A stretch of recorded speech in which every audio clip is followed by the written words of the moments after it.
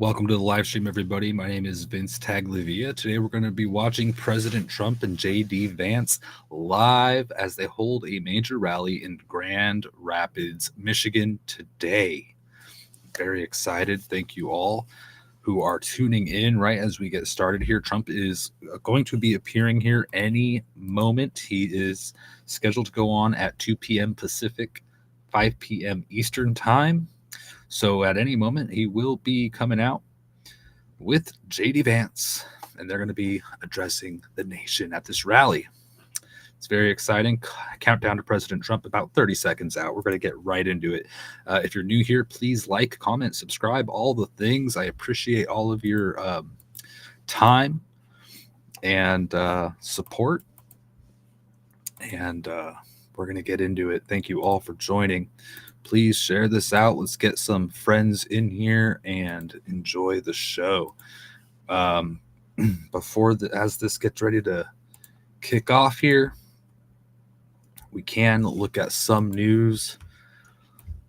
There was a memorandum for concerned citizens of the United States put out by Trump's physician, notifying us that Trump is healing. He's in good health. Everything is as expected with his injuries that he sustained from the assassination attempt at his last rally. So this is a historic time. This is the first rally since that day. Trump already back at it, and people are just astonished that he is so quick to get back on the campaign trail. So historic. Really something. Once again, y'all, please hit the likes and share and all that. Thank you if you're tuning in over there on X. I appreciate that. Hello, X people. Welcome to the show. We're going to get going here in just a moment. Trump should be walking out at any moment here. So just bear with me as we wait in anticipation. So, as I mentioned, we had this update on the health of President Donald Trump, and everything's good. From Ronnie Jackson, his former physician to the president. He said that, quote, that the bullet track produced a 2 centimeter wide wound that extended down the cartilaginous surface of the ear.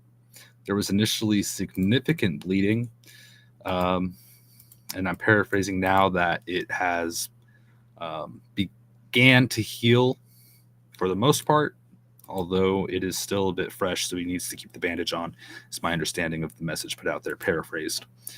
We also had Dr. Fauci come out and downplay the wounds from the assassination attempt, calling it superficial. People are talking about that. People are a little offended. Trump fans are offended with that. Fauci coming out and saying it's superficial and downplaying it. The New York Post wrote an article on it. And I'm aware Trump is supposed to be live at 2 p.m. Pacific time by 5 p.m. Eastern time. So don't worry. As soon as he's live, we're going to switch right over. In the meantime, we're just going to cover some of the latest news, politically speaking. And perhaps we may get into some world news and other news. But today, we're waiting for President Trump in Michigan. So stand by for that. We will be watching that together, reacting live, and enjoying the show. So thank you all for tuning in. Like I said, we got this article talking about Fauci, New York Post. Dr. Anthony Fauci downplays Trump's wounds from assassination attempt. It says here from the New York Post, quote, oof. Fauci downplayed former President Donald Trump's injuries during last weekend's assassination attempt, calling the ear wound he received when he was grazed by a bullet superficial. I don't think there's much more to it, Fauci said on Friday night. Quote, hold on, let me just make sure Trump's not coming out. I do not want to miss this, I tell you. He's not out yet. Anthony Fauci said, quote, sorry, I got a lot of stuff open here. I mean, from what we've seen, And what we've heard, it's a bullet shot that grazed his ear and injured his ear, according to the physicians who examined him. There was no further damage. Yeah, they said that he would be, his physician, former physician, President Trump's, said he would be on having ongoing checks on his ear. And so we'll hear more information as time passes. But that's all that's reported now. Trump's doing okay. And Anthony Fauci said it was superficial. Hello, Bailey. Thank you for tuning in. Good to see you. Thank you very much for tuning in. We're waiting for Trump. It's very exciting. First rally since what was it, the 13th? Or I'm sorry. Yeah, I think it was the 13th, his last rally. So get ready, folks. Thank you for tuning in over there on DLive and Pilled and YouTube as well, and Rumble. Thank you guys. This is awesome. So just so you know, tonight at 8 p.m. Pacific time, I'm going to be holding a space on X, and it's going to be, and this may change, but right now we're just going to have Nostalgia Night, a space where we're going to reminisce about the good old days. Basically, we're just going to be talking about when we were kids, when we were teenagers, and it's going to be fun because we're going to have people from all decades there, and so it'll be, people talking about the 60s, 70s, 80s, 90s, 2000s. So hopefully we get somebody from every decade in there where they could talk about their childhoods before the table was flipped upside down. So if you want to join me there, follow me on X. We have my name right there at ReadyF4Any, and join me in that space. We have a few people already with their notifications on, ready to join me there. So I hope to see you as well. We'll have kind of just a fun space to unwind a little bit. We could also talk a little bit of politics as well, especially with this event going on. That's totally fine. And it's going to be fun. So join me on X with that space. And you can just tune in and listen, or you can come up and speak and share. And that's all fine and good. So thank you all. We're still waiting for Trump. It's a few minutes late here. That's all right. That's okay. That's all right. Let's move on with a little bit more news here. Just pull this up. Pull this right on up.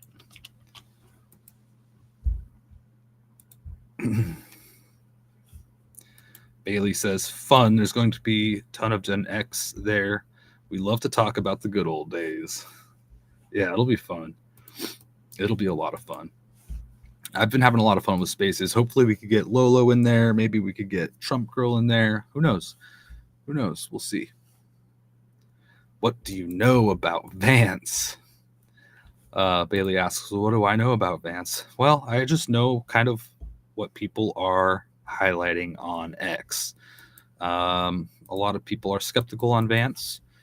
I think the general sentiment is sort of underwhelming. People aren't extremely excited, and some people even don't like it at all. But I don't know much about him except what's being said. I haven't dug super deep and confirmed all these things, so I'm a bit underwhelmed myself.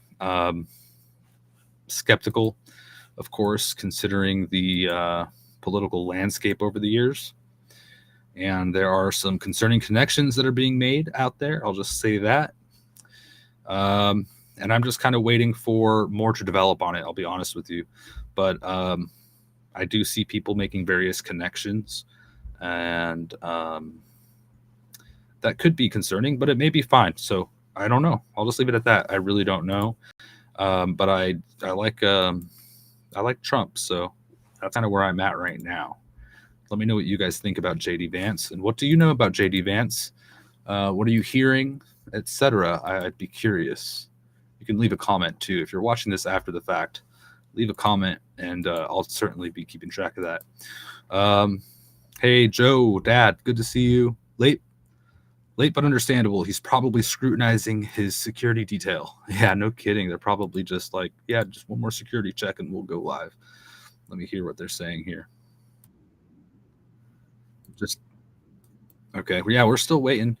Bailey, Missy, who would have been your pick? Asking about the vice president pick for Trump. It's really hard to say. I think that no matter who the pick was, that anybody could scrutinize it and find negatives to it. So, especially, I think it's hard for anybody to come close to Trump in a lot of regards, even though I know it's VP, but still, I think in comparison to Trump, no matter who you put in that position, it's hard to look good in comparison, right? In Trump's shadow. I just, that's my opinion. No matter who it was, there's something about everybody where it's a potential bad choice. So I just hope that Trump did his due diligence and that there's no funny business with the pick. However, like I said, people are digging into it and making connections, connecting different dots, making different speculations and guesses as to if it's good or bad. And I think we'll hear more about that in the coming days. If you are watching on YouTube, make sure if you have a Rumble account, follow me on Rumble as well, because some of my broadcasts will be exclusively on Rumble, okay? And we may have more on that very soon. As early as tomorrow, I'll be broadcasting, and it may not be on YouTube. So subscribe on Rumble or D Live if you're over there. Those are good alternatives where sometimes the content won't be on YouTube. And okay, just a heads up. And you could also find it on X. It'll most likely be streamed on X. So thank you all. We're waiting for Trump to come out on stage here. 11 minutes late, but that's okay. It's expected, kind of. You know, I'm sure they're just doing their due diligence with security and these large events. Nothing ever goes to plan. So he's always a little bit late. That's kind of a typical thing here. That's all right. So we'll see how long we have to wait. In the meantime, we're going to cover the news. And I want to thank you all for joining me today. This is the first rally in a week since the assassination attempt on Trump. So this is pretty big. I did not expect him to get back on the campaign trail so quickly. I'll be honest. I was like, that day on the when that happened at the last rally in Pennsylvania, I was thinking, I was live streaming it. If you guys were watching, you remember I was saying, is Trump going to get back out there right away, or after we found out he was okay, generally okay, considering what he went through. I was speculating and asking, do you think he's going to get back on the campaign trail quickly, or what's going to be the plan? Maybe he's going to isolate himself for the rest of the year. Trump, the next day, was out golfing early in the morning, out golfing and laughing and joking about the situation. And sources say, who were there with him at the golf course, that he was laughing and joking not even 24 hours after the incident. And then we saw him at the RNC give his historic speech, which is the longest speech to date. Bailey, what are you referring to? I'm sorry, I don't know the context of what is not true, but I do want to, if something's not true that I said, I'll make the correction. Thank you for that. Appreciate it. Let me know, Bailey. Please elaborate on what's not true. I'd be happy to cover it. Like I said. All right, where are we at? Is Trump there yet? Nope. Okay, it's 2:13. It's a little bit late. Stand by. But as I was saying, I thought that he might hide away.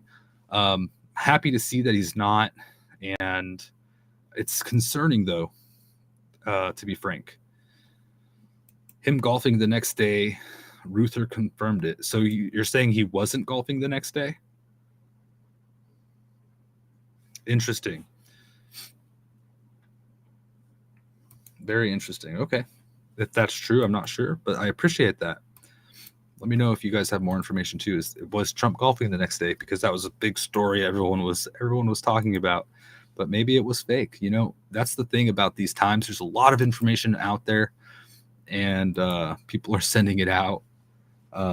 Speculation. There's a lot of speculation, even in the news, especially around Biden staying in the race or not. Hillary Clinton has come to the surface too, out of the woodwork. My gosh, we'll get into that in a moment. We do have this clip we'll get to here. It's of Hulk Hogan, and he put a message out explaining his support for Trump and why he did it, and it's kind of interesting. Let's take a minute and watch this here. Let me pull this over here so I don't miss it. If Trump goes live, we're going to cut right to it. So stay here. As soon as Trump's live, we'll cut to it. But first, let's listen to what Hulk Hogan had to say in his explanation in his support for Trump. Let's go. All right, we've got our audio. Let's see here. Video, check. Here it is.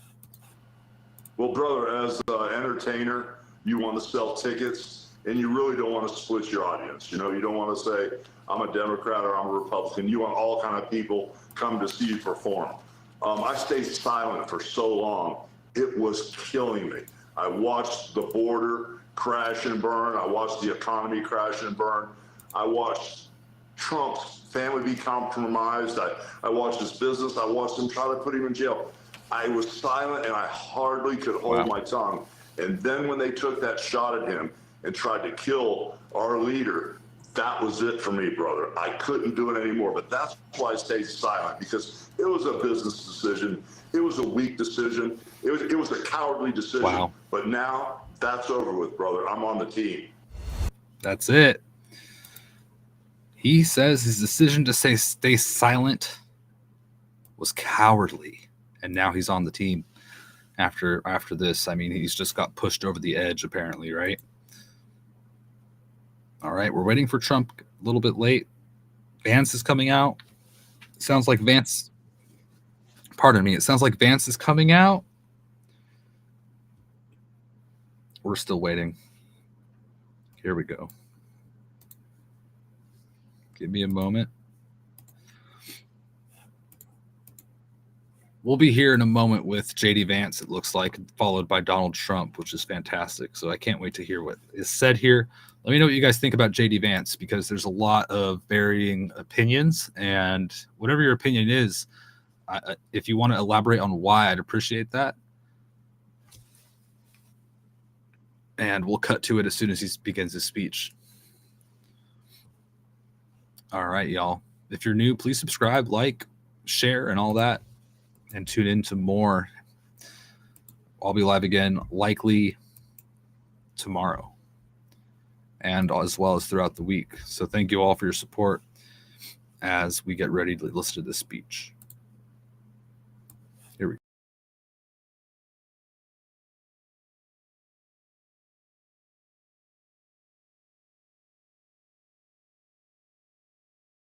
Oh, great. Oh, of course. Testing. All right, am I back? Pardon me. Let me get a 5-5 if I'm back. We're going to cut to JD Vance as he gets ready to introduce Donald J. Trump. A little bit, right? Need something else. And when I wrote my convention speech, and I wrote it mostly myself, that's a help. Okay. One moment. The crowd's cheering for him. I don't want to watch RSBN, though. We got it live here on Trump's feed. So let me switch over. It jumped out at me. Oops. We've made as a country. The things that have hurt my home state of Ohio, this state, Michigan, the most. You could have run through the list of things. I'd start with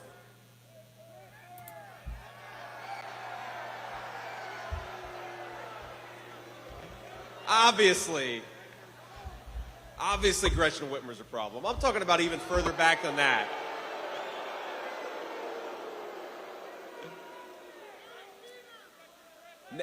NAFTA. Giving China the sweetheart trade deal and letting them into the World Trade Organization.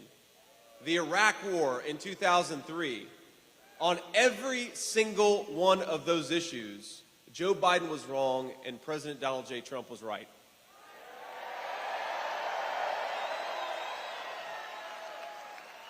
Even though he was a real estate developer in New York, he knew instinctively what this country needed and how to put the interests of the citizens of this country first. Now, we had a hell of a 4 years with President Donald J. Trump, didn't we?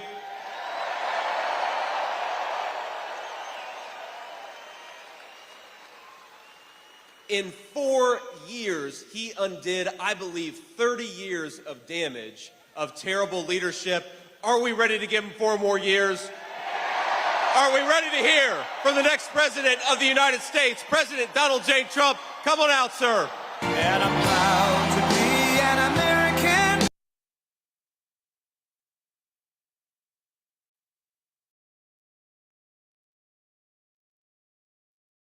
Sorry, guys, I'm going to cut away just for 1 second there as Trump gets ready to pull up.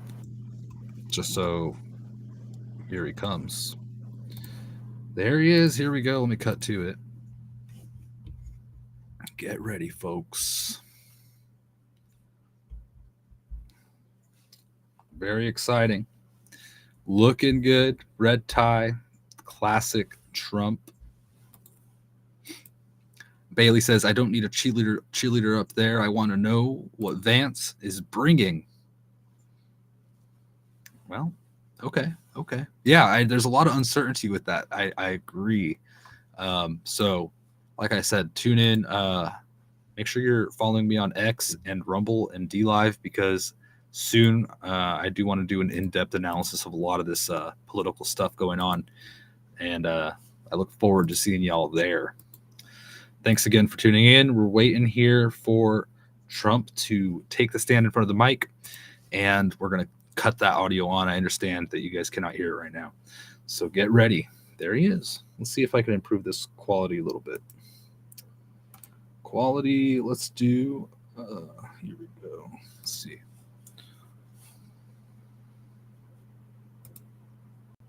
Bear with me, folks. Let's do this. Let me get this quality improved real quick.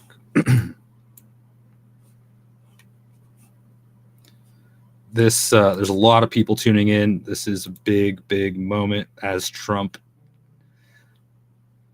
takes the podium in Grand Rapids, Michigan. Let's see here. Trump Vance, get ready, y'all. Here we go in just a few seconds here.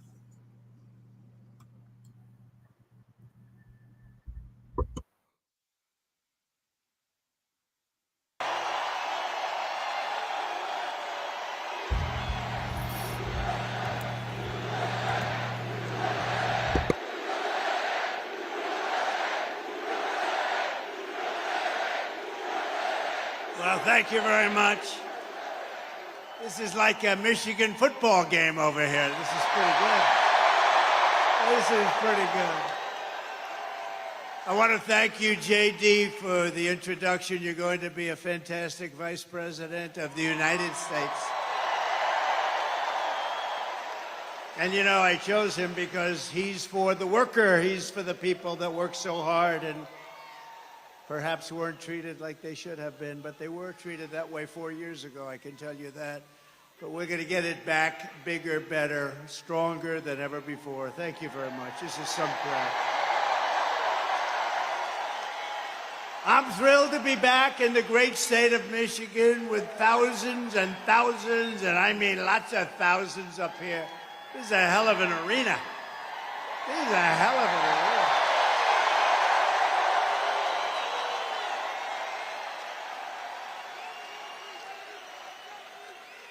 But you are the hardworking patriots that we love. You know, they have crowds of people outside. You're not even going to believe it. They go blocks and blocks.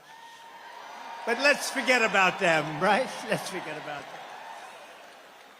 Let me begin this evening with a very special thanks to Americans nationwide, including all of you here today, for your extraordinary outpouring of love and support in the wake of the horrific last Saturday event.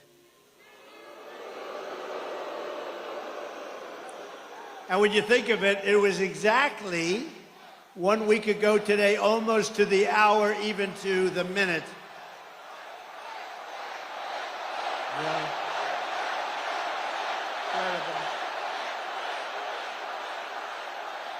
Incredible. What a day it was. As I said earlier this week, I stand before you only by the grace of Almighty God. That's true. I shouldn't be here. I shouldn't be here. Maybe JD or somebody else would be here, but I shouldn't be here right now. But something very special happened. Let's face it, something happened.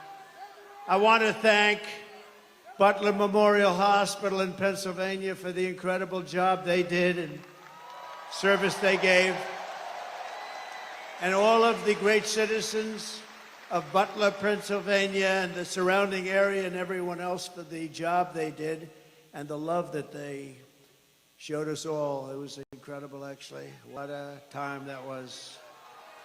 What a time that was. Nobody's seen anything like it, and hopefully they never will again. And they had cameras blazing. I guess it was different in that way, too, because we were right in the middle. All those, see, look at all the news back there, and they were all blazing. They were going. No, they covered it fairly. They couldn't believe what they were seeing either. So you did cover it fairly.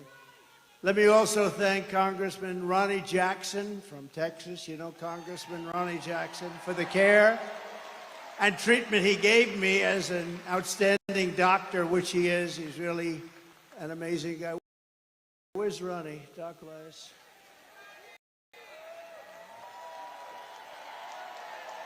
Thank you, Ronnie.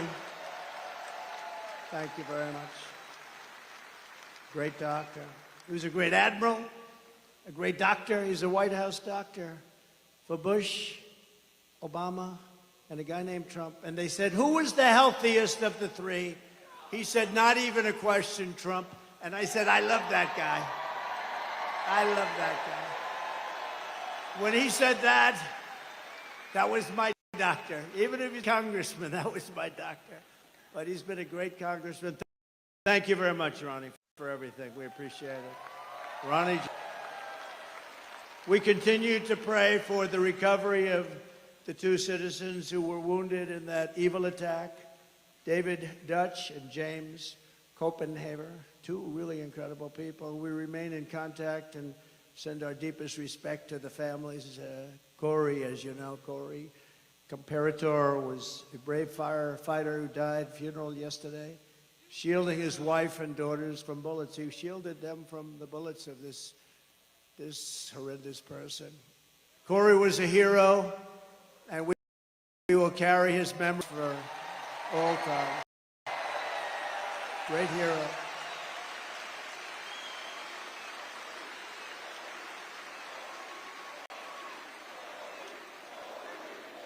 That's great. And he was a big Trumper, and we will never forget him, right? We're all together. We're all together. There's never been anything like what you witnessed the other day with the convention. I don't think there's ever been a convention where there was such unity and love, and even now I'll say it just for a second, the fake news even said it that way. I want to be nice, but the fake news reported it correctly. There's never been such unity, and everybody did a great job, and the speeches and everything. It was just an incredible event. And I'll tell you what, Milwaukee was a fantastic place. This was a beautiful arena, and they did a really great job. And Wisconsin is going to vote for us because we spent $250 million. And when they go into the voting booth, they're going to say, we love this guy Trump. He gave us $250 million with jobs, and they're going to vote. Wisconsin's a very important state, as we know. But they really did. Wisconsin did a great job. Milwaukee, they did a great job, and the arena was fantastic. And it was just love. It was like a big, beautiful 4-day love fest. There was no fight, you know? There was no fight, no screams, no shouting. No, get that guy off the platform. And in case there was, we had the Hulkster with us, right? How good was he? How good was the Hulkster? And Kid Rock called, he said, I want to get, you know, Kid Rock is big, and he wanted to get down, and he did an unbelievable job. He was great. But all of them, everybody. We had so many great people there. It was really an amazing thing to see, and it was really something I don't think there's ever been. A lot of people report. I think it was either party. There's never been anything like it. And now we have something coming up where they're going to go for the convention, and they have a couple of problems. Number one, they have no idea who their candidate is, and neither do we. That's a problem. But we'll see. Hopefully they get it worked out. Sort of interesting, this guy goes and he gets the votes, and now they want to take it away. That's democracy. They talk about democracy. Let's take it away from them. But now we go forward as one movement, and really we have a very special group of people, like the people here. You people built this country. It's one movement, and we're more united, determined than ever before. We've never been so determined. Bad things happened last time. We're not going to let them happen this time. Bad things happen. We will never stop working to deliver a magnificent future for our people, and together we will fight, right? And we will win. All right. Thank you.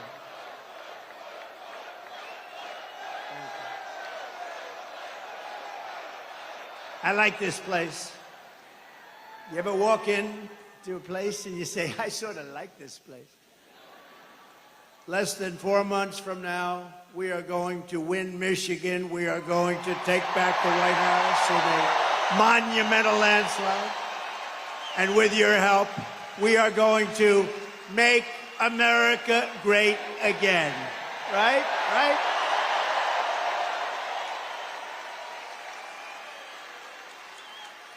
At our convention on just a little while ago in Milwaukee on Thursday, it was my tremendous honor to officially accept the Republican nomination for President of the United States. And I used to say it in 2016, and I meant it 100%, but I mean it even more now because this country has gone wrong. We're a failing nation. We're really a left-at failing nation right now. This will be the most important election in the history of our country. This is going to be the most important election.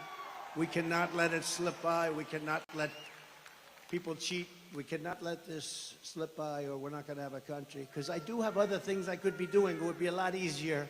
Although I'd rather be with you than sitting on some gorgeous beach watching boring waves coming in. No, I would rather be. Actually, I would. You know that. I think that's one of the reasons we've been so successful together. You know I mean that, too. But we're going to make our country more successful than ever before. Yet even as we gather this evening, we will, and take a look, still the Democratic nominee, we're going to find out shortly, maybe, I don't know. Let's do this. Let's do a poll. You know, I love doing polls, right? Like I do a poll, I do lots of polls, like, do you like Make America Great Again, or do you like America First, or do you like them both? I like them both, right? But let's do a poll on candidates, ready? So I'll go, we're going to do a poll on a few candidates. The press will like this because they won't have to pay for the poll. You know, you do these crazy polls and they charge you $250. Look, there's Mr. Wall. This guy is the greatest guy. This guy. He must have a lot of money because he's at so many different rallies. And he was at the one, that was a tough one, wasn't he? That was something. You were right up in the front. You saw that. That was something. We're going to do a poll, and it's going to be a very nice poll. And right? Who's your favorite candidate? Who would you like? Let's do it. Who would you most like to run against? Because, you know, you could say, who's the best candidate? We're saying, who would you like to? We'll start with Kamala Harris, and then we'll go to crooked Joe Biden, and then we could possibly discuss a few. So who would you like to most run against if you're us, if we want to win? Ready? Kamala Harris, crooked Joe Biden. All right. I don't think we have to go too much further. Well, you have a terrible governor here who did a terrible job. Whitman. I'd like to run against her, actually. I'd like to run against her. So she's one of the 20 that I mentioned. She's the one that gave her husband full right, title, and interest to everything, but nobody else could do anything but her husband. Her husband was sailing in the middle of your lake, your beautiful lake. He's out there sailing, and everybody else had to be locked up, right? Her husband. No, but things like that are mentioned during a campaign, little things like that. No, she's done a terrible job, but I'd be very happy with her. At this very moment, Democrat Party bosses are frantically trying to overthrow the results of their own party's primaries to dump crooked Joe Biden from the ballot. Couldn't happen to a nicer guy. And as you're seeing, the Democrat Party is not the party of democracy. They're really the enemies of democracy. The parties of corrupt insiders like Whitmer, special interests, and the failed political class. That's what they are. Under our leadership, the Republican Party is now the party of the people. We're the party of hardworking Americans of every race, religion, color, and creed. We've become a very big party. We've become, right, fellas? You know what I'm talking about. I love you guys. We love you guys. No, we become a very big party. We have increased in size. Nobody's ever, honestly, in history, there's never been anything like this movement. And that may be in the history of the world, but let's keep it down to the country for right now, because that's the thing. But there's never been anything like MAGA. When Biden says, we have to stop MAGA, we will stop MAGA. I said, he doesn't know what MAGA stands for. It stands for Make America Great Again. How can you be against that? How can you be against that? And you know, the other side's going around trying to make me sound extreme, like I'm an extremist. I'm not. I'm a person with great common sense. I'm not an extremist at all. Like some on the right, severe right, came up with this Project 25, and I don't even know. I mean, some of them I know who they are, but they're very, very conservative, just like you have. They're sort of the opposite of the radical left, okay? You have the radical left and you have the radical right, and they come up with this, I don't know what the hell it is, it's Project 25. He's involved in Project, and then they read some of the things, and they are extreme. I mean, they're seriously extreme. But I don't know anything about it. I don't want to know anything about it. But what they do is misinformation and disinformation, and they keep saying, he's a threat to democracy. I'm saying, what the hell did I do for democracy? Last week, I took a bullet for democracy. What did I do against democracy? Crazy.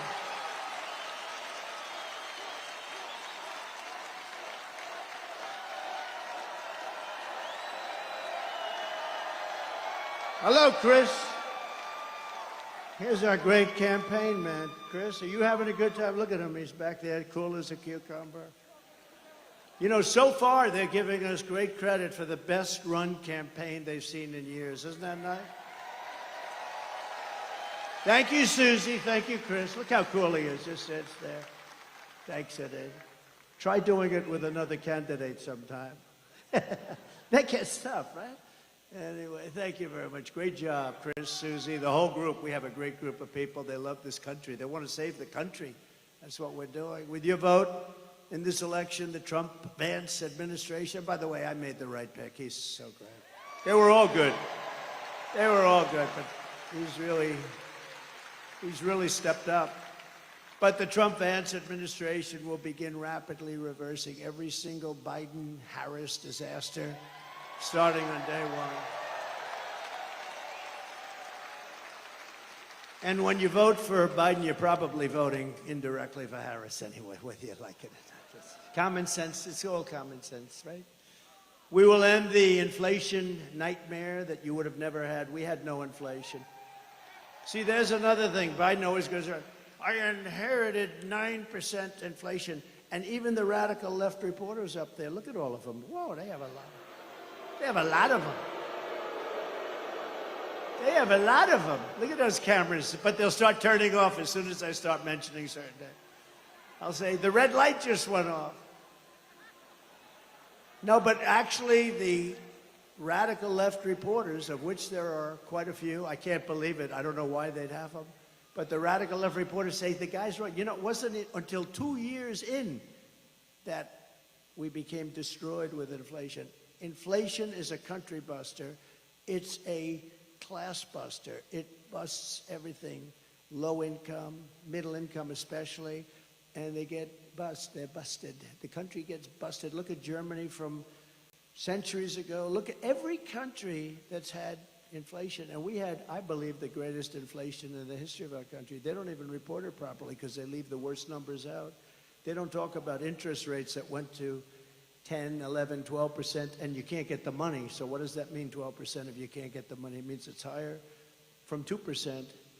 We will seal the border, and we will stop this terrible invasion that's destroying our country.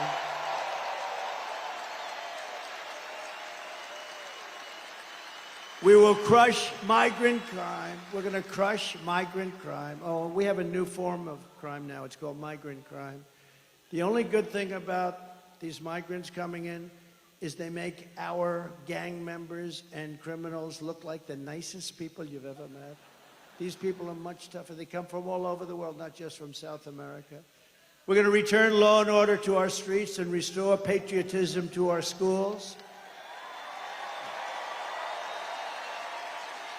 We gave you already the largest tax cut in the history of our country, larger than the Reagan cuts, but now we will give you an additional tax cut, a number of tax cuts that will make it. We took in more money after the tax cuts than we did prior. We took in billions and billions of dollars more after the tax cuts than we did. We had the greatest economy in the history of our country. Everyone knows that. We're going to slash regulations. That's what created all of those jobs and gave them bounce-back jobs. You know, they're called bounce-back jobs. After COVID, they bounce back. Everybody knows that. When you have something like COVID, which rarely happens, but when you have something like that, they're called bounce-back jobs. And we're going to bring down energy prices very rapidly. It was energy that caused the problem and their stupidity, and we're going to bring it down very quickly. Your energy bills will be cut in half, at least cut in half. Some sections, like in New England, I'll be able to cut their energy by 60, 70%. It's absolutely crazy what has happened with energy. We buy the oil from Venezuela. They used to be our enemy. I don't know. We buy from Venezuela. It's not really oil, it's tar. And you know, there's only one refinery in the world that can do it. It's very heavy, horrible stuff. It's garbage. It's tar. You lift it. I said, that's not oil. We want light, sweet, crude. We have the best oil. We have the best everything. We go to Venezuela. You know where they refine it? In Houston, Texas. It's the only plant in the world that can refine that stuff. So we go to Venezuela. We pay them a fortune. We take that dictatorship. We make the dictatorship wealthy. These people don't know what the hell they're doing. They're incompetent. They're grossly incompetent. The biggest threat is because we have incompetent. That's the threat to democracy. It's a threat to our country. We have incompetent people leading our country, grossly incompetent people. America's enemies will fear us. The United States will again command the respect that it deserves. Viktor Orban, the very powerful leader of Hungary, said, when asked what happened with the world that's falling to pieces, there are wars all over, he said, bring back Trump, it'll all end. It all ended. We had no problem in the world.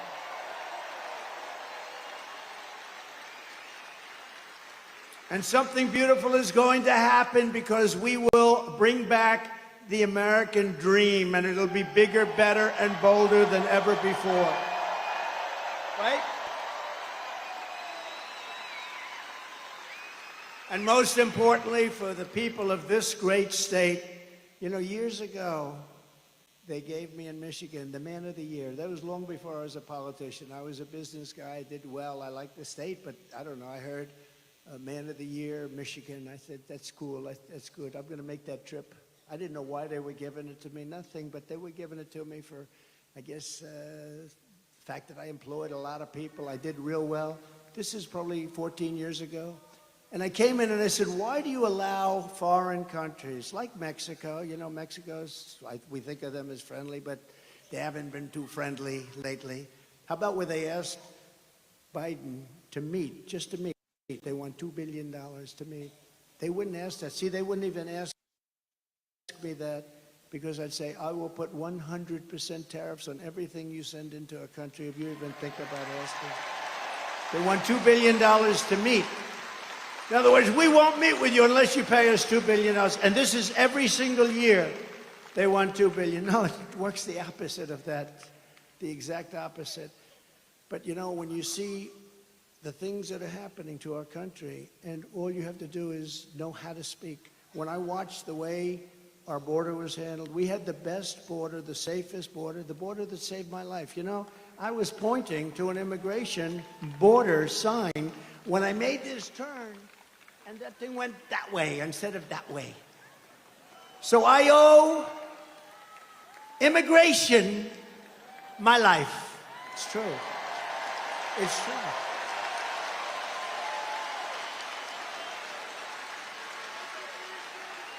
Now, think about it. I'm talking thousands and thousands, much more than even this. I mean, we're restricted because you're in this giant arena.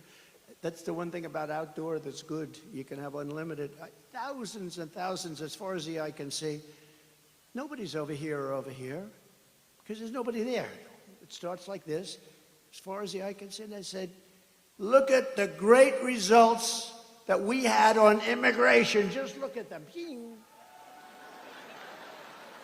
If I didn't say that, and it's because we had like a crane holding this massive sign, I call it the $1 million sign, they're expensive. But that sign was very good. I think I'm going to sleep with it tonight. I'm going to sleep with it tonight. I said, what was that? What was that? Whew. Then I looked, I said, that's not good. That's not good. So it was immigration, if you think about it, right? Immigration, I would have never been looking to the right, and I had to be. It was the only place that would have saved us. They do these reports in the New York Times and all over the place where they had, you know, the shape, you know, if he turns this way, this way, this way. If every shot was no good for me except for the one direct. They came whizzing by, and I hope we have to never go through that again. Everybody, because it's so horrible. But most importantly, for the people of your state, this great state, I will rescue the U.S. auto industry from obliteration. They're going to obliterate your auto industry. And anybody that votes for the head of the United Auto Workers, this guy doesn't know what he's doing. He's approved all electric cars. And you know, Elon, I love Elon Musk. Do we love him? I love him. And I'm constantly talking about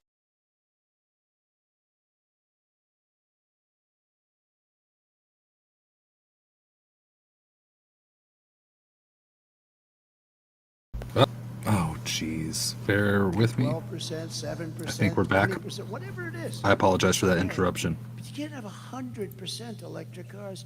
And you know, so Elon endorsed me recently, the other day, actually.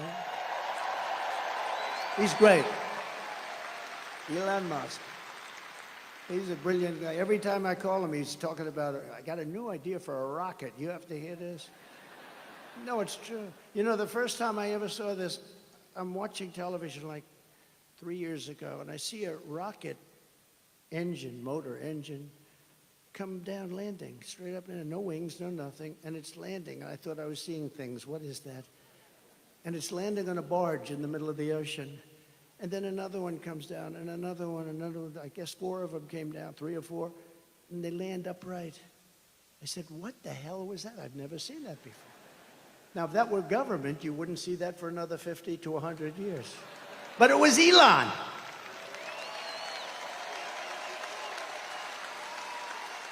Now, think of that.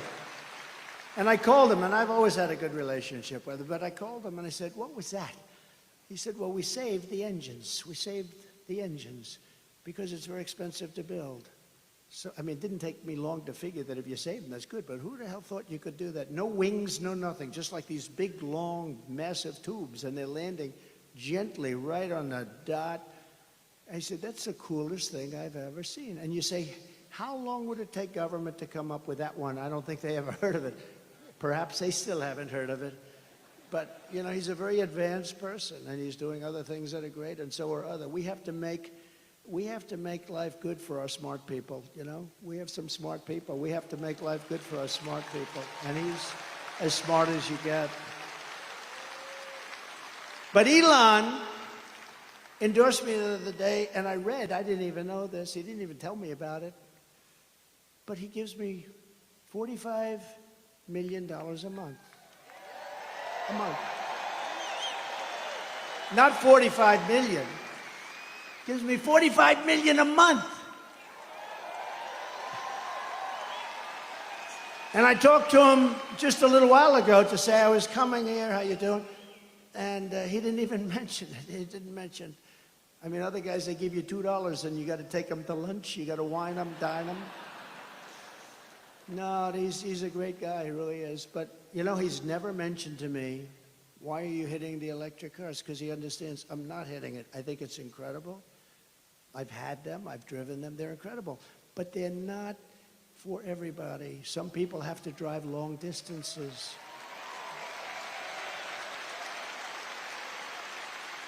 And they tend to be more expensive. And, you know, they'll probably be made in China because China has all of that material. Oh, there's the guy that I stood up here. Are you the same guy, the same muscles? Look at that guy. Are you the same guy? Yes? No kidding. It's pretty good memory, right? Unlike somebody else that I happen to be running against. You wouldn't. Come on up here. Get up here. I got to get this guy. This guy was Central Casting. Look at him. Look. Oh, I think he was standing on a box. That was the only thing. I said, come on up here. Don't hurt yourself. Can you get him up? I like this guy. He's a serious union guy, a United Auto Workers. You look at him get over there. It's okay. He does not carry guns. He's not, come on up here. Look at him. Look at his shape he's in. I'm glad to see you. I'm glad to see you. I'm glad to see this guy. I told you we're going to get 85 million of us out there to vote for him. So let's go home from this rally and do our part.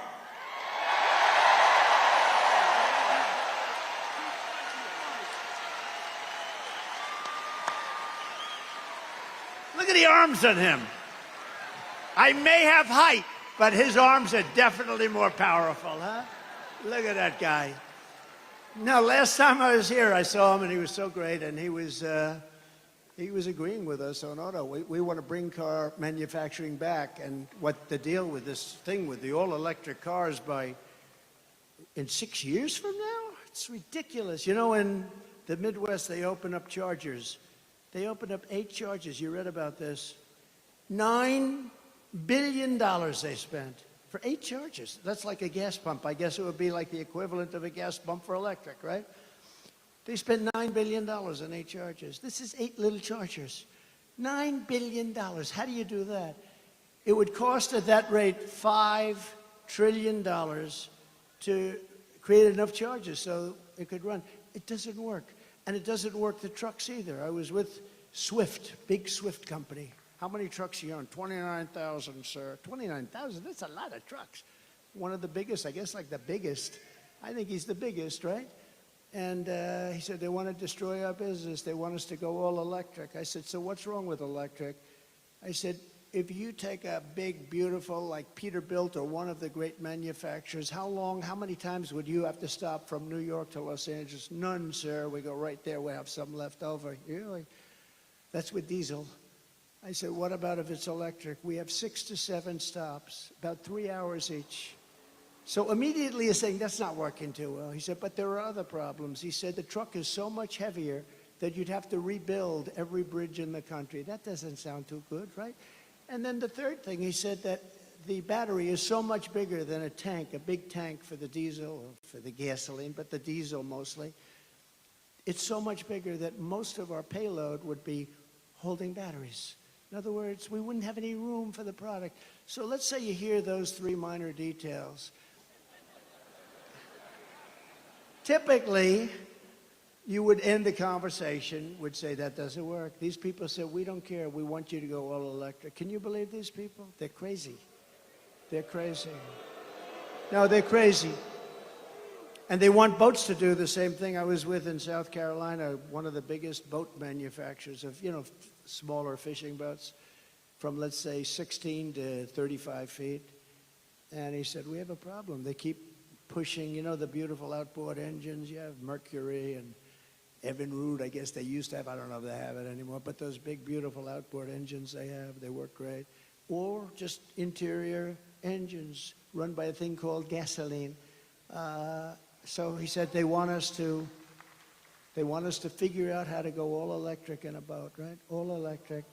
I said, well, what is the problem? He said, we'd have to take the entire lower cabin where we have bedrooms, and we'd have to make that into a battery. But the bigger problem is, sir, it won't float because it's so heavy. It won't float. It won't float. And I always tell the story with well, what would you do? Because, my uncle was a great professor at MIT for 41 years, I think. He's the longest serving, Dr. John Trump, she knows. He was great, very smart. We have a very smart family, actually.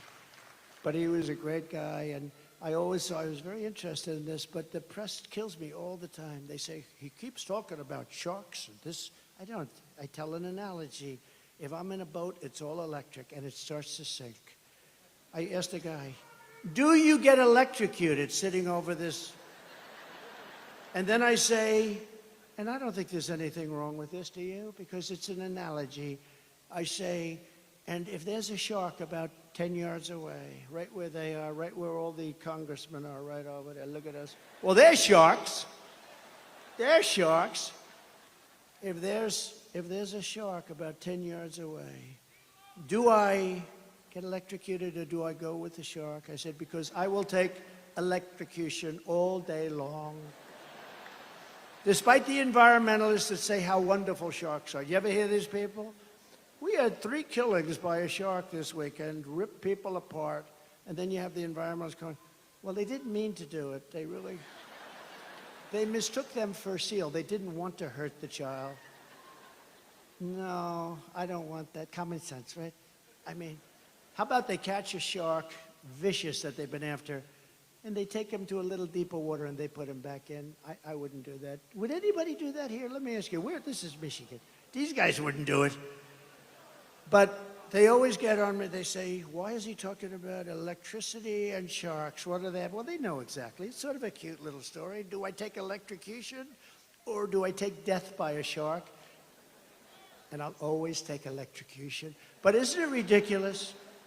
Think of it. Isn't it ridiculous? They want to make a boat that's far too heavy, that can barely float, and they're driving people out of business. They're destroying this country. They're stupidly destroying this country. The Army tanks are the other one. They want to make all electric. We make the best tanks in the world. They want to have them. So that as we go into a country to bomb the hell out of it, we will do it in an environmentally friendly way. And with an Army tank, again, the battery is very big, very heavy, and doesn't last long. You know what it is? It's an Army tank, and it's like you're pulling a wagon behind the Army tank. You're pulling a wagon like a child pulls a wagon, and it's loaded up with a battery. So we got to get back to common sense. The aircrafts, too. They want to make our jet fighters a biofuel jet fighter that shows 18% less efficiency. That's the difference between winning and losing a fight.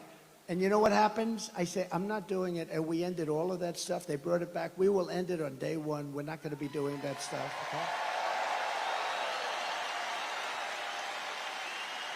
okay? In 4 short years under my leadership, I did more for Michigan auto workers and manufacturers than any president in the history of our country. And just as I promised, I withdrew from the Trans-Pacific Partnership, which would have totally destroyed your auto industry. I ended the disaster known as NAFTA. That was the worst trade deal ever made.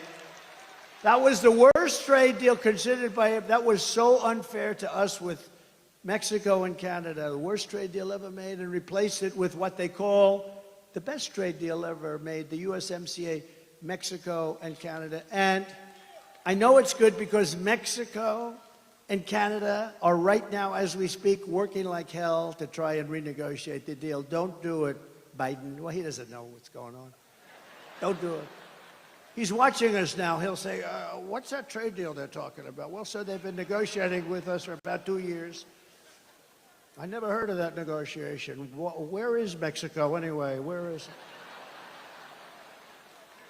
See, now the fake news will take the statement I just say, where is Mexico? And they'll put it on television. Trump didn't know where Mexico is. Oh, they do. They do. It's very dangerous.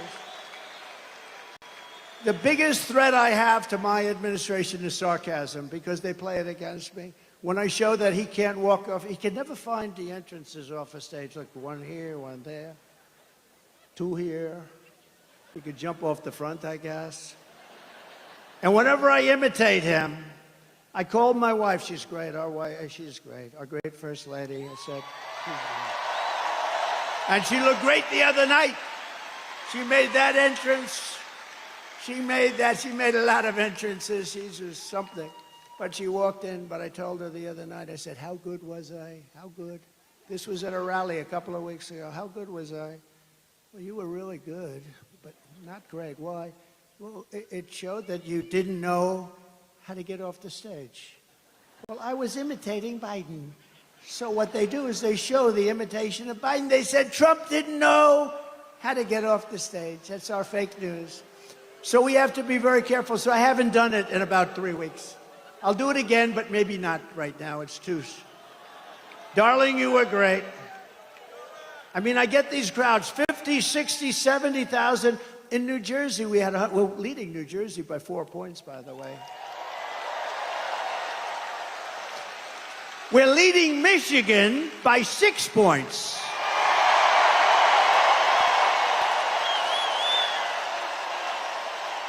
Right. And a report just came out. Actually, we're leading everywhere and nationally, and we have to keep it that way. Got to make sure they don't cheat.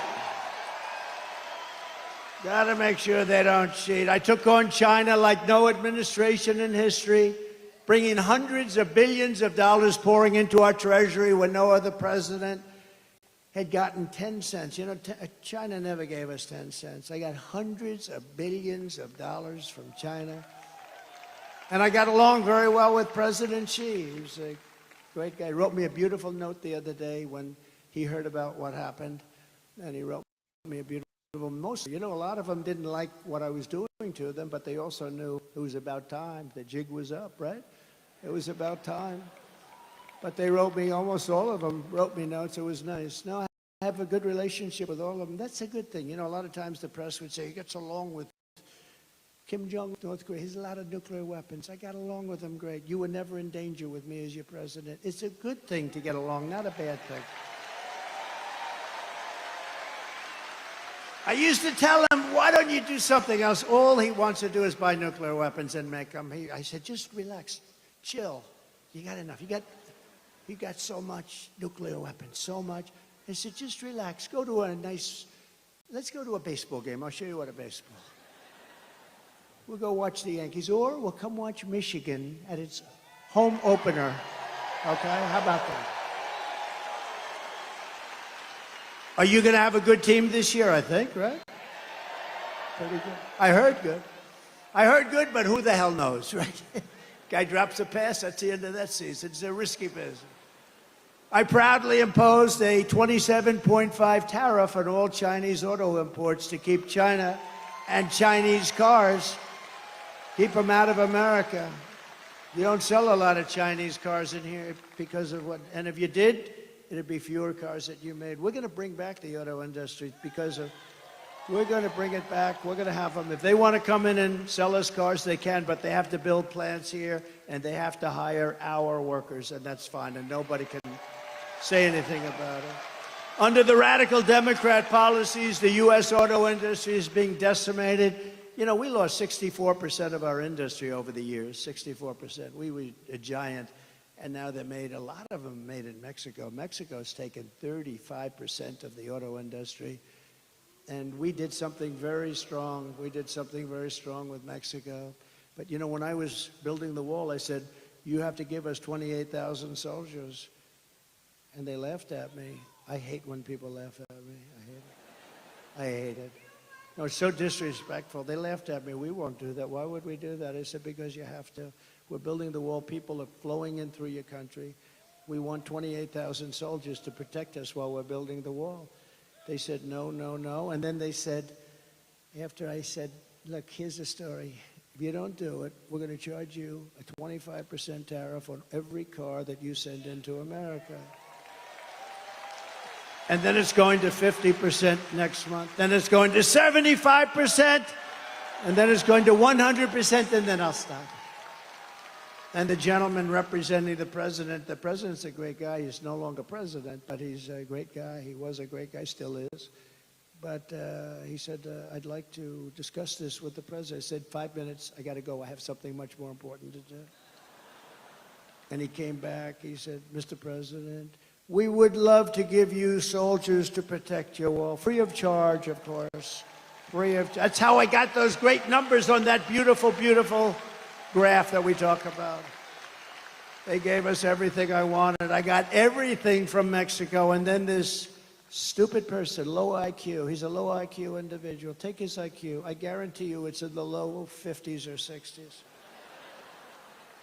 And he's negotiating against Putin, President Xi of China, Macron of France, very smart guy. I told him he was going to do something very bad to our country. I said, that's okay, you can do it, but I'm going to put a 100% tariff on all wines and champagnes that come in from France. He said, no, no, no, Donald, you cannot do that. I said, I'm doing it. Donald, you cannot do that. That's not fair. He was going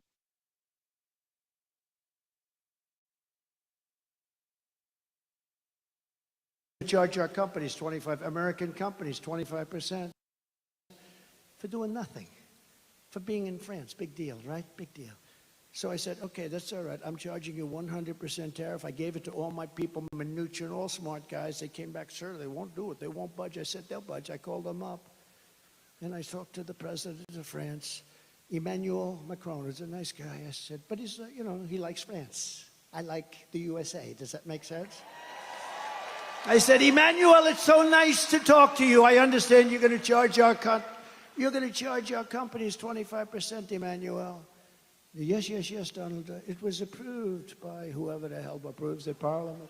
Whatever the hell they have over there, they were going to approve it. It's been fully approved. Yes, I'm so sorry. I said, well, that's okay. You can add approve, but here's the story. Starting tomorrow morning at 7 o'clock, every bottle of wine and every bottle of champagne that's shipped into the United States is going to have a 100% tariff on it. No, no, no, you cannot do that. That is not fair. I said, not fair for you to charge our companies 25%. He said, you cannot do it. I said, I'm signing the papers now. I will call you right back. Calls me back. Donald, we would be delighted, Mr. President, to take that tax off. We have decided to take it off. It'll be off by tonight, sir. It'll be off by tonight. And it was off. And it was off. You think Joe Biden does that? He doesn't know what the hell he's doing. Their policies are no good. Remember, whether it's Biden or anybody else, they want open borders. They want all the same stuff. So it's like, but he's in particular, he's pretty bad, I tell you. Can you imagine these killers, these are sharp. The press gets angry. They said, is President Xi of China, is he a smart man? I said, no, he's a brilliant man. He controls 1.4 billion people with an iron fist. He makes guys like Biden look like babies. They don't even know whether they're coming or going. Yes, the next day headline, Trump calls him brilliant. How dare? No, okay. Let's say he's not a smart man. Okay, whatever makes you happy. No matter what you do.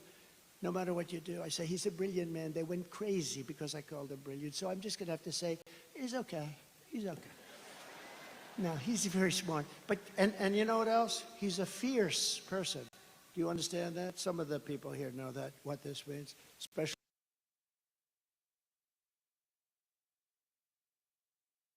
some of the women, right? They know better than the men about fierce. I know the women. They know better than the men. They're more fierce than the men. Oh, her. But no, he's a fierce individual. He's a fierce man. Can you imagine when he meets this guy? He thinks Trump is playing a joke on him. He actually thinks there's some kind of that I'm playing a joke. He doesn't believe what happened. He doesn't believe the last election. He doesn't believe. He thinks I'm playing a joke on him. But can you imagine President Xi, Putin, all of them? They're all smart, tough. They love their country, or they want to do well with their country, whatever it is, all ideology.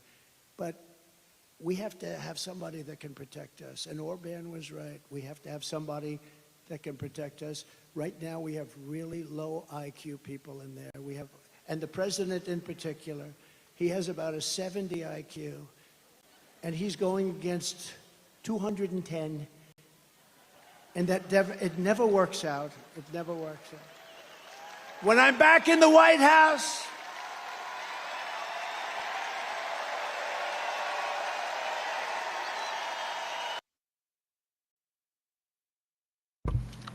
Sorry for that. Sorry about that, folks.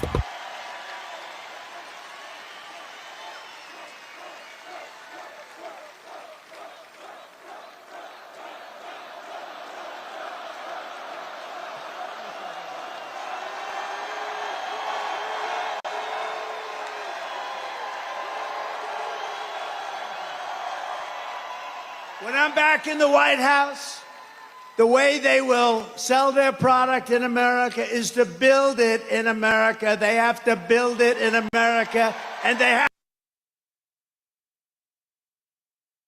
Sorry, guys. to use you people to build it. Thank you very much. It's very simple. We will build American, buy American. We're going to hire American. We're going to get it going. We're going to get the auto industry back. It's ridiculous.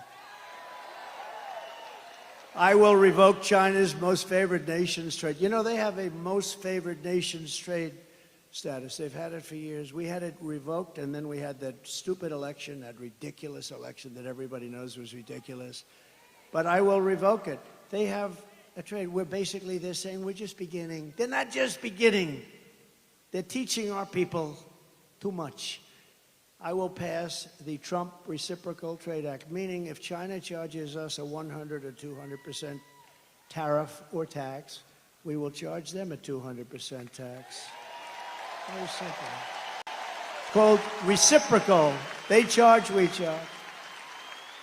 It sort of says, I shouldn't say this, because, you know, Franklin Graham, I told the story the other night, Franklin Graham, he's such a wonderful guy. Billy Graham was his father, the greatest. My father used to take me to Yankee Stadium to watch Billy Graham. The place was packed, and he would get up and he would rant and rave, and you left there and you believed that it was God, in fact, that helped me last week. You would believe it if you listened to Billy Graham. And Franklin Graham is right, probably, but he wrote me a beautiful letter. He says, President Trump, I watch your speeches and your rallies all the time. I love your storytelling. There's nobody that can do it like you, but please, you're hurting yourself very badly. Don't use foul language. It made me feel bad, actually, because I don't use much. I don't use much, and if it is foul, it's not really foul. You know, there's really foul, and then there's a little off. Like some people they don't like the word hell. That's a bad word. You know, I mean, that's not good. Or the word bullshit they don't like, so I won't use it. No, it's true, but it's more descriptive. There's just no word to sort of. But he said, so please, so I've been really good, and for the last 4 or 5 times I've really been good, but you know, you lose a little something. But reciprocal trade, it basically means you screw us and we'll screw you. It's very simple. And I can't describe it. And I don't think it's foul, but he's probably right. To further protect Michigan auto workers, I will end the Biden-Harris electric vehicle mandate on day one. It's going to end on day one. And I will immediately terminate the Green New scam, and we're going to use that money to build roads and highways and bridges. Under Biden and the radical left Democrats, inflation is wiping out our middle class.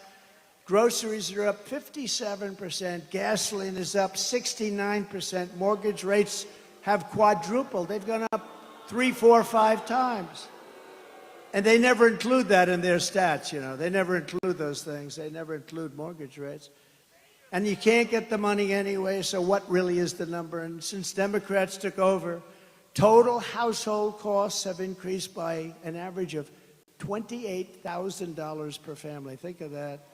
Under my leadership, we will throw out Bidenomics and we will replace it very simply with Maganomics. Maganomics.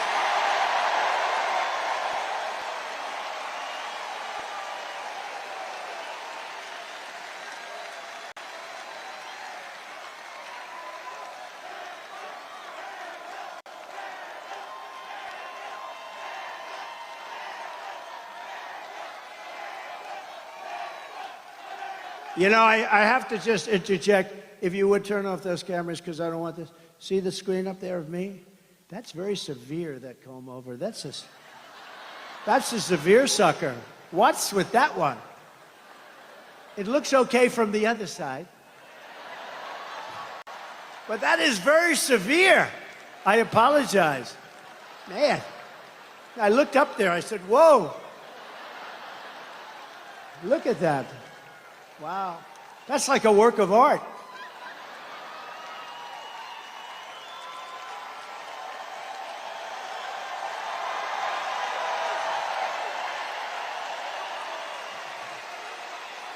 Only look at that one. Don't look. That one looks.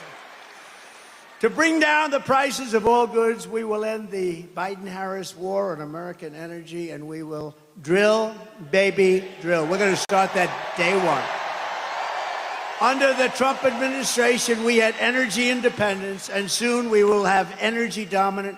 We will be more dominant than any country by far, and we were. Just 4 years ago, we started off at number 4, we got to number 3, and then we had to beat Russia. We beat them. Then we had to beat Saudi Arabia. We beat them, and we were like a rocket ship, and then we had this idiotic result. But we will be, and again, we have more. You know, Anwar in Alaska, it's probably the biggest find anywhere in the world. The size of Saudi Arabia, some people say, who knows what it is, but it's massive. Ronald Reagan tried to get it, couldn't get it, and that was easier in those days environmentally. They stop it with the environment. You know, the environment is very important to me, and environmental is very important, but, you know, you can't use it to destroy a country. And they stopped it. They stopped it for years based on the environment. I got it approved. It was totally done. This is since Ronald Reagan, who worked so hard to get Anwar, he wanted to be able to drill in Alaska. Think of it as the size of Saudi Arabia, approximately, bigger than Texas, bigger than everything. We would have had something that nobody else even comes close to. And on the first week in office, his Department of the Interior person, who was just put in Department of Interior, she outlawed it. She said, we're not going to use it. Stopped all work. They were ready to start drilling. It took them a while to get ready. They're ready to start drilling. The money would have been incredible. The prices were very high. We're the only country that stops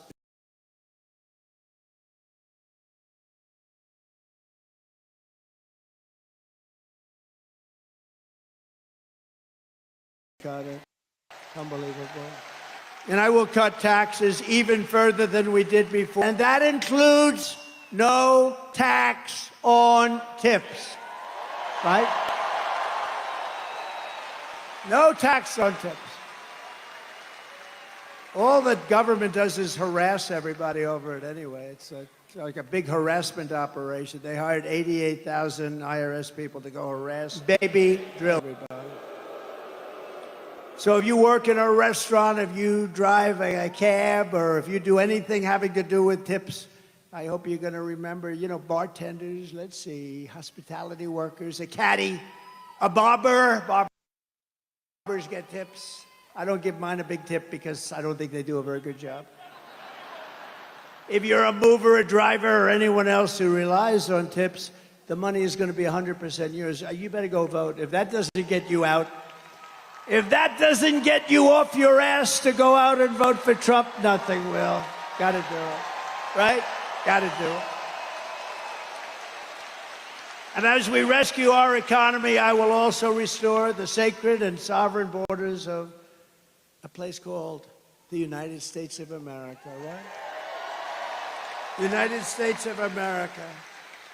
With Democrats in charge, the greatest invasion in history is taking place right now. This is an invasion of our country. You know, you remember during the time I was trying to get the wall and I was getting all sorts of assurances, and you couldn't get it from Congress. It was incredible. So I did get a lot of money for the military. So I put an extra $10 billion. I put a little fund, an extra $10 billion. I then called it an invasion of our country, and I took it out of the military and I got it built. And now we're going to build it larger. We have to close up the areas that weren't built. We have certain areas where we needed to have them open for a little while for getting all of our stuff back. I don't like leaving brand new bulldozers and everything on the other side of the border, right? We want to close it up. But we had certain areas we had to close up. And when they took over, they said, we're not going to close it. I said, these guys actually do. I thought they were kidding. I thought they were not being serious. They want to. Who would want an open border? Who would want an open border where people come in from prisons and jails and mental institutions? Either people that don't love our country, stupid people. They're not stupid because anybody that can cheat that well in an election's not stupid.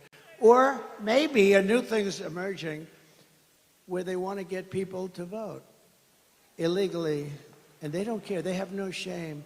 And we're watching that. Our chairman is here. The Republican chairman is here, the whole thing. See? The big boss is here in Michigan, so you're going to remember that. But we're working on that, but they do. They're trying to sign people up who just came in, who have no idea where they are, what they're doing. They came in. And in many cases, they're very rough people, but they came in. They're trying to sign them up to vote. This is what they'll do. Because think of it. If they have open borders, if they have men playing in women's sports, if they have a raise in, you know, they're going to raise your taxes by four times. 4 times. Think of it. What you're paying now, you're going to pay 4 times more. With policy like this, nobody can get elected. The only way you can get elected is to cheat. And they are really good at it. That's the only thing they're good at. That's the only thing they focus on. They have no good policies. They don't do anything well. But they're using these people, and they're trying to sign up the people. And we've caught them, and we sue, and we do all the things that you have to do. But they have no shame whatsoever. So that's really one of the big reasons I think they're allowing it, because they're not stupid enough to allow prisoners and people from mental institutions, people from insane asylums, and it drives them crazy. Hannibal Lecter, the late, great Hannibal Lecter, would like to have you for dinner. He wants you for dinner. That's the end of you, by the way. But no, these people are being dumped into our country, and nothing good is going to happen from it. That's why we have to do a big deportation and get them the hell out, okay? We have no chance. Meanwhile, our crime rate is going up while crime statistics all over the world are plunging.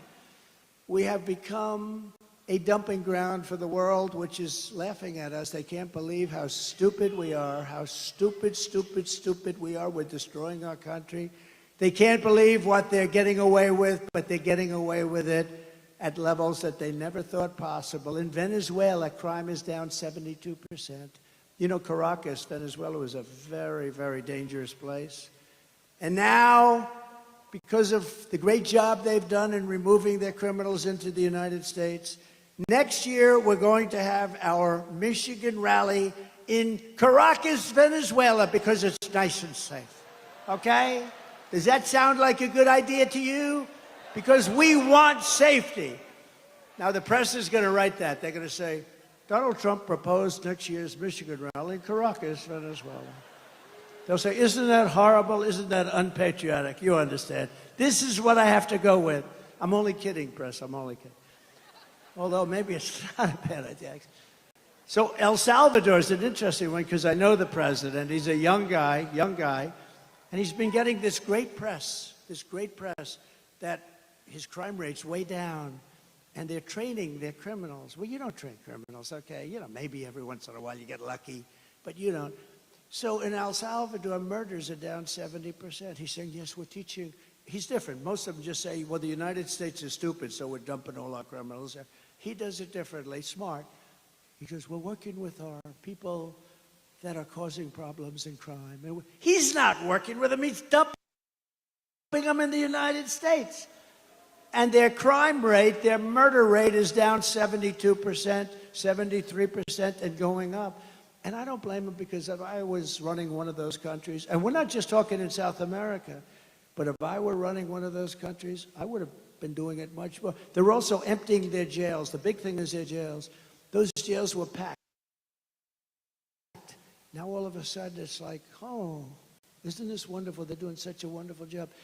They're dumping their criminals into the United States of America, and we're not going to take it anymore.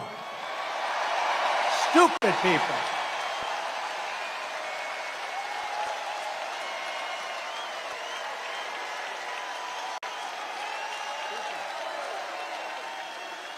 You're not going to teach a criminal not to be a criminal. Not going to happen.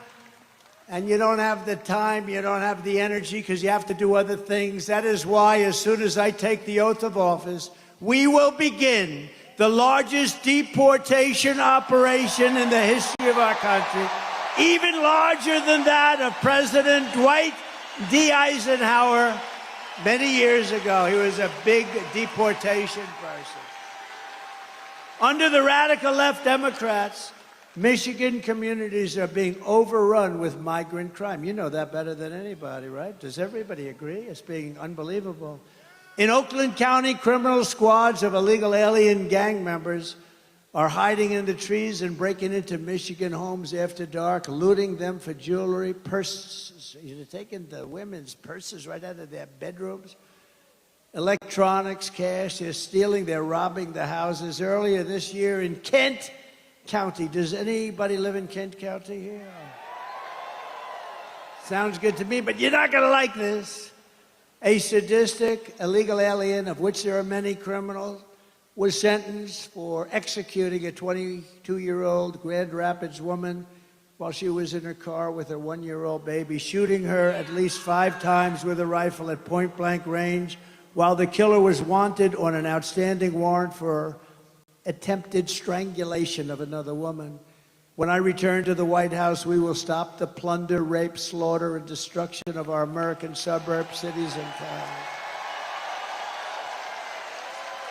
We will shut down deadly sanctuary cities. We're not going to have them anymore. And we will shift massive portions of federal law enforcement to immigration enforcement. We're going to get the bad ones out. We're going to get them out immediately. It's not going to take long. We're going to rely on law enforcement, and we're going to give law enforcement back their dignity, respect, and power so they're allowed to protect you.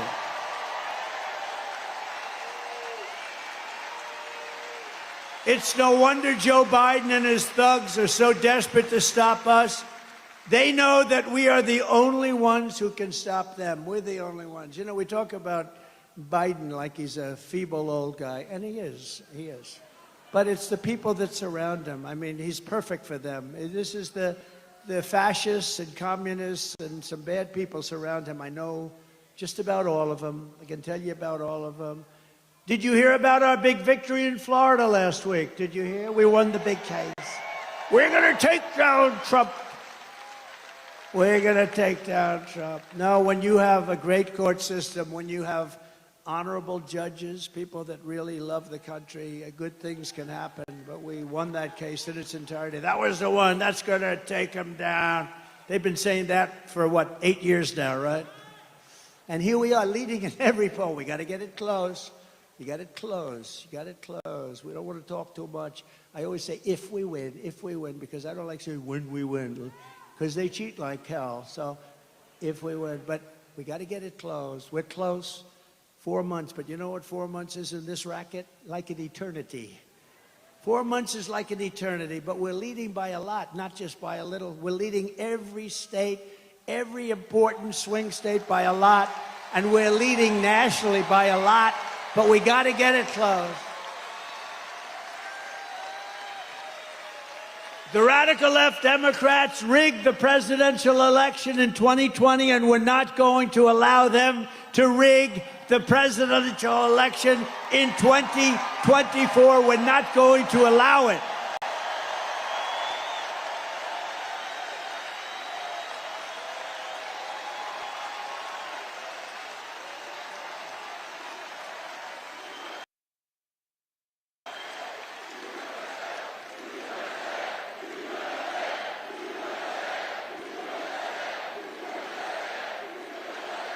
Every time the radical left Democrats, Marxists, communists, and fascists indict me, I consider it a great badge of honor. You know, I've been indicted more than the legendary Alphonse Capone, Scarface.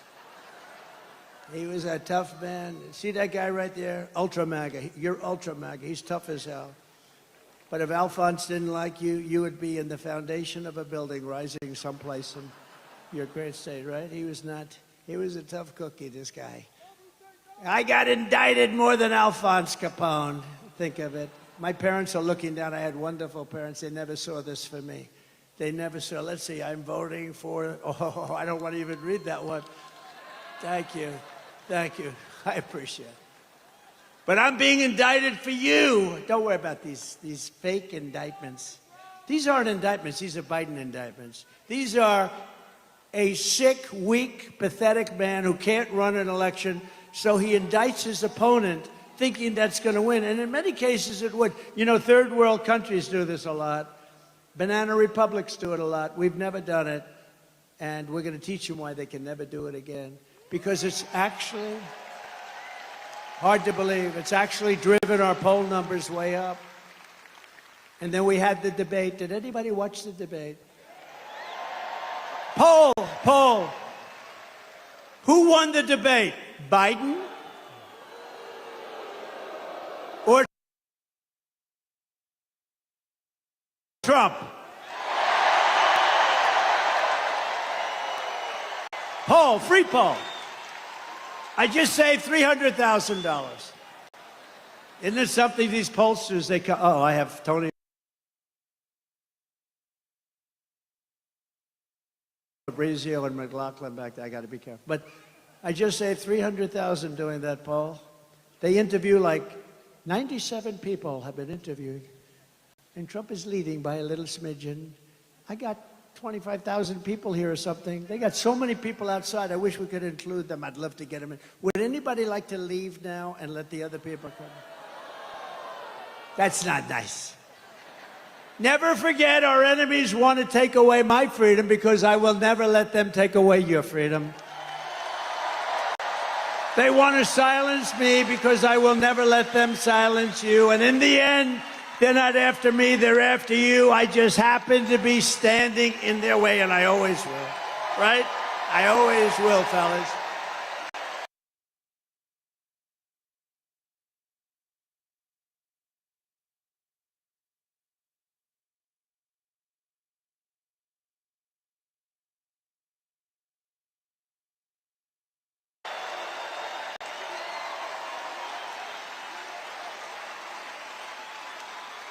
So we have some exciting news today because we're pleased to be joined by many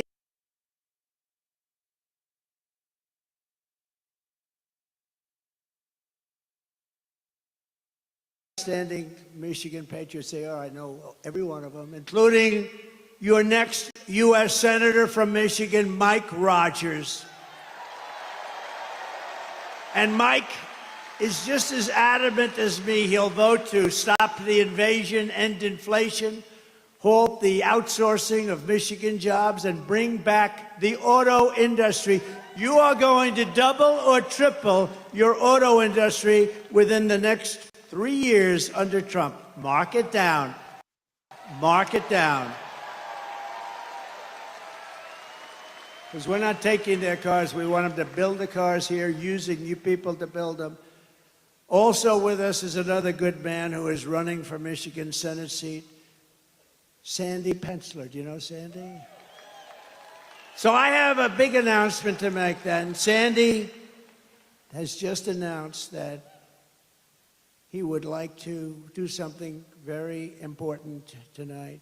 So you have Mike, who's a total pro, Sandy, who's a total pro. I'd like to ask both of them to come on up, and I'd like to have Sandy make a statement first. Thank you. Come on up, fellas. This is fantastic. Thank you all for joining me. I really appreciate this. History in the making. We're live. Please subscribe if you haven't already, and like. Thank you to all those of you who've shared this. I really appreciate that. Hop in the chat too. We'll keep this ball rolling. Trump is hilarious. Here we go. Thank you, Mr. President. I was so inspired when President Trump kissed the empty uniform of Corey Computore. I flashed back immediately to a couple days after 9/11 at the local firehouse where I hugged the lone remaining survivor and looked out at 12 empty uniforms. Thank you for honoring all of them as well.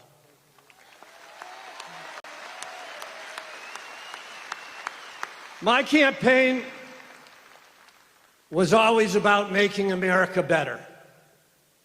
The best way to do that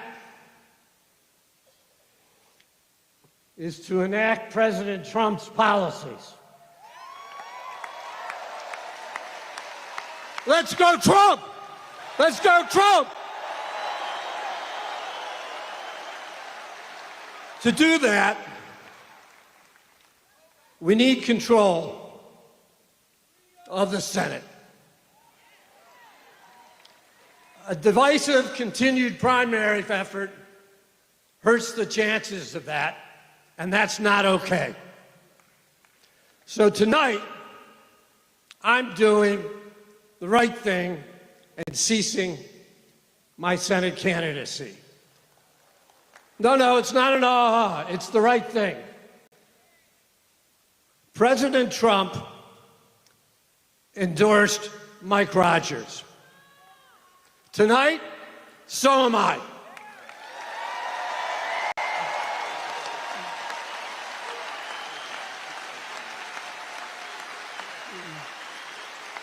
Mike's gonna make a heck of a senator. So I want you guys to look around the room tonight, because everything goes through Michigan. The presidency, the Senate, the House, and the State House. We're gonna fight like hell to save America and elect Donald Trump, Mike Rogers, and the rest of the ticket on the Republican Party. Thank you.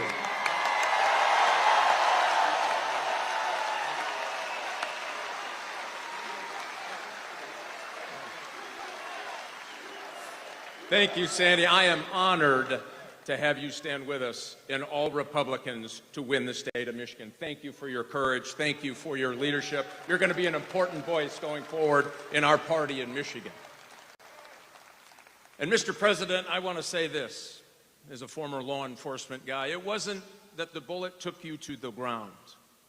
It was the fact that you got back up for America.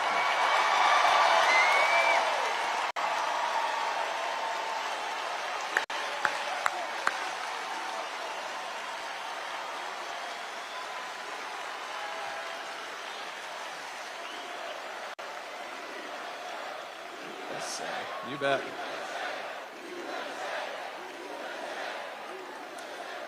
I have spent my career working to protect America as an Army officer, as an FBI agent working organized crime in Chicago, as the chairman of the House Intelligence Committee. I have never seen a more unsafe America because of the Democrats over the last 4 years.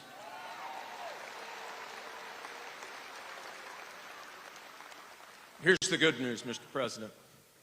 You will have a partner in the United States Senate that will bring manufacturing back to Michigan. We are the arsenal of democracy. We will be again in this great state.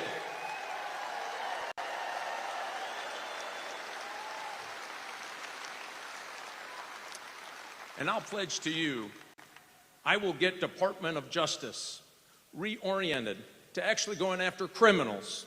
We are going to dismantle fentanyl distribution from here to the steppes of China, and we're going to tell China, you sell in the United States, you'll have a price to pay.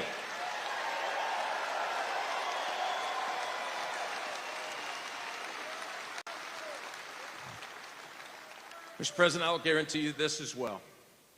With your leadership, winning the state of Michigan, winning for the United States, putting America back in Washington, D.C. versus Washington, D.C. and the rest of America. We will make America respected again. We will bring back law and order again. We will make America safe again. Let's flip the Senate. Let's elect Donald J. Trump and Mike Rogers to the Senate, and let's get busy. Thanks, Mr. President.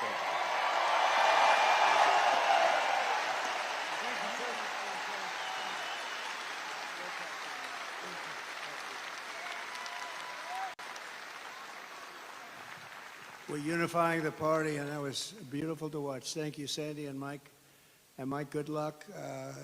You're running against somebody that's such a bad senator. You don't even, I was there for 4 years plus. I don't even remember meeting that particular person. This is not a senator for Michigan. Mike Rogers is going to be a great senator. He's got gravitas. He really knows his way, highly respected in Washington. And I think, I mean, it should be an easy race. Nothing's easy, but it should be an easy race. So good luck, good luck. And thank you very much, Sandy, Mike. We're also joined by members of Congress and they're great people, friends of mine, warriors. Jack Bergman. Jack? Thank you, Jack. Great job.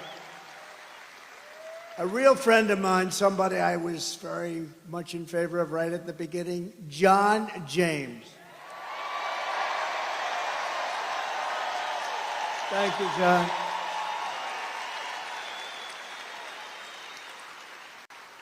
A warrior, somebody who helped me through a lot of different things. He gets things done. Bill Heisinger. Bill, thank you, Bill. Thank you very much. And another one. These are all great people. Tim Wahlberg, thank you for everything you've done, Tim. You've been unbelievable. Always there for me, right? Always there. And a man from a slightly different location, a little bit down. You're not going to get there with an electric car, but unless you want to stop a few times. But he comes from a state known as Florida, a great place, and he's so respected. He's such an incredible man. Brian Mast. Brian. Thank you. Thank you, Brian. Brian. Thank you, Brian. What a guy he is. He's a warrior. He's a real warrior. Thank you, Brian. Michigan House Republican leader, Matt Hall. Thank you, Matt. Good job you're doing, Matt. Are we going to win, Matt? Will you please make sure? We need these local ones, right? That's right. Michigan Senate Republican leader, Eric Nesbitt. Thank you, Eric. Great. Thank you. Good job. A congressional candidate who I hear is doing very well, Tom Barrett. Tom, get in there and win. Good. A friend of mine who was really brave, ran a tough race. It's amazing, actually. Really did well. Her father was a very special guy who was in the steel industry, and he passed away. A battle with cancer, a long-time battle, but he was fantastic. And I got to know them both very well. She's a terrific woman. Tudor Dixon.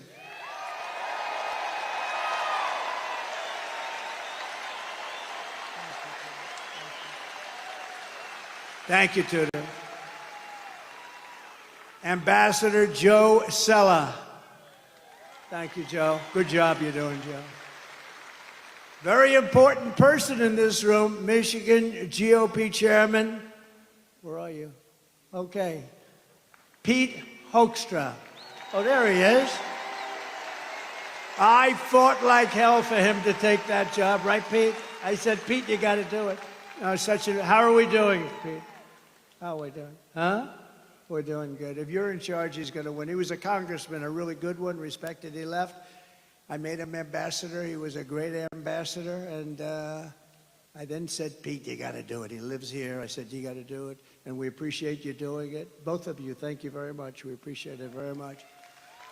RNC chairman, he put on that show with a person named Lara Trump. How good is she? How good is she? She's unbelievable. She made a great speech. And her husband made a very good speech the other night, didn't he? Eric and Don. I don't want to talk about anyone else, only my kids, you know. But they all did well. Everybody did well, honestly. I do think Hulk Hogan, I thought he was incredible. I hadn't seen him in a while, and I'll tell you what, I'm not going to mess with him, right? We're not going to mess with the Hulkster. But he was fantastic the other night. All of them, every single one. My granddaughter did very well. Look, she's scarred. What about, who said that? Who said my granddaughter? Wow. Kai. Kai is great. Great golfer. She's a great golfer. But we have another man who's very important, and the RNC chairman, Michael Watley, who's been incredible, wherever Michael is. Mike, thank you, Mike. Great job. I said, Michael, you have one job. We got so many votes, we don't know what to do with them. You got to guard the vote. When those votes get put in, they can't be missing. They can't throw them out. They can't stuff ballot boxes. They can't cheat. Make sure. And, you know, he headed up North Carolina. And on that night, a while ago, that certain election night, that miserable where we thought it was won at 10 o'clock in the evening, and then all of a sudden, additional votes have been reported in various places. We don't have to get into it. North Carolina held totally steady. He had 603 lawyers working. Other people didn't have lawyers working. And bad things happened, but this guy held, and I said, that's the guy I want to run the party. And Michael, I know you're doing a great job, and you're going to do something very special. We don't need votes. We need to guard the vote. You ever hear the expression, too big to rig? The more we get in there, the harder it is for them. My daughter and her husband, Tiffany and Michael, where are you? Tiffany and Michael, you're around here someplace. Two great people.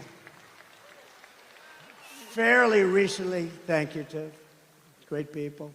And Michael's father's here tonight, highly respected guy, great businessman, and a highly respected guy.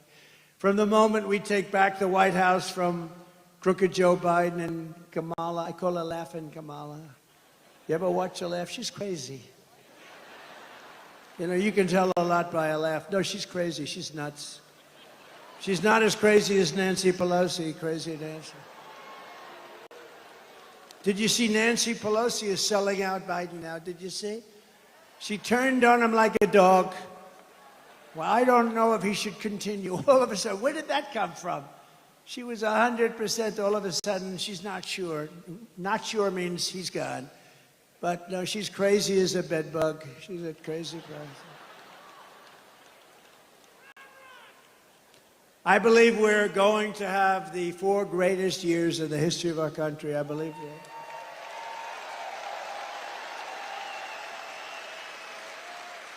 And I believe that Michigan is going to have the greatest of all of any of the states, because I'm going to bring back your auto industry. I'm not going to take this.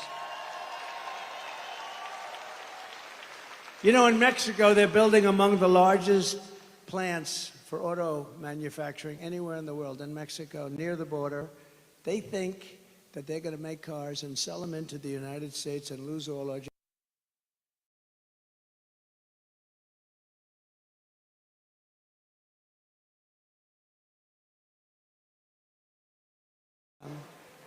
200% tariffs on 400. I don't care what would. Whoever is building your plants, we're not allowing any of those cars to come into the United States, okay? We're telling that to Mexico right now.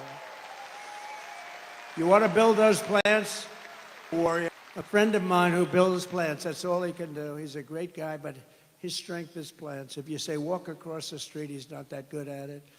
But to build a plant, he has no problem. He builds a great auto plant. So I said, I'd like to see one. Take me. He goes, well, we'll have to go to Mexico. I said, what about the United States? No, not so much.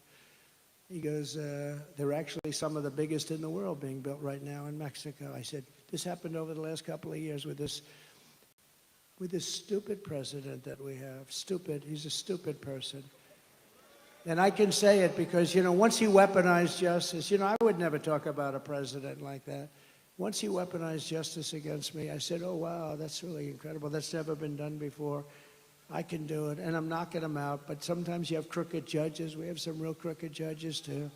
That's the only way. The only way I can lose is crooked judges. But we'll get it overturned, anything that happens. But once he weaponized, I wouldn't talk that way. In fact, before this happened, before he did this, I treated him not nicely, but I treated him I treated him with far more respect than I do right now. It's one of those things. But we can't let these companies come in and steal our wealth, steal our jobs, destroy our companies, and end up building it 10 miles across the border and think we're going to allow them to get away with it. We're not. They have to build it over here, and they have to use our people. So and it's going to happen. And Michigan will benefit more than any state in the union because they stole your auto industry, and we're going to bring it back, and it's going to be at a level that it was in its height. Okay? You hear that, John James? You hear that? I'm going to put John James in charge.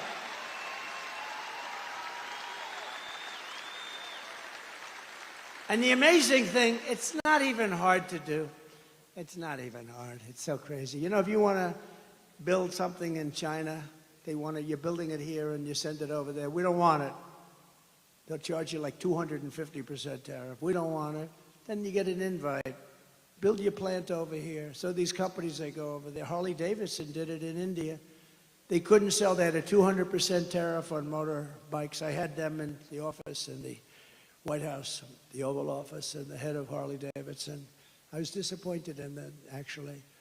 That we were talking about it. I was telling them the problems, and I was going to help them out. But I said, how are you doing in India? No good. Why? We have a 200% tariff. In other words, if we sell a bike, they have like this massive tariff.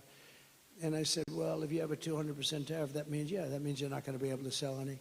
But they invited them over to build a plant, and Harley-Davidson went, and I guess they're building the plant or built it or something. But that's what they do. I don't blame India. I blame us for allowing it to happen. It's not going to happen anymore. I had it stopped, and then we had the COVID fight. We had to fight COVID. We did a great job. We never got the credit. We got credit for military. We got credit for everything. I defeated ISIS.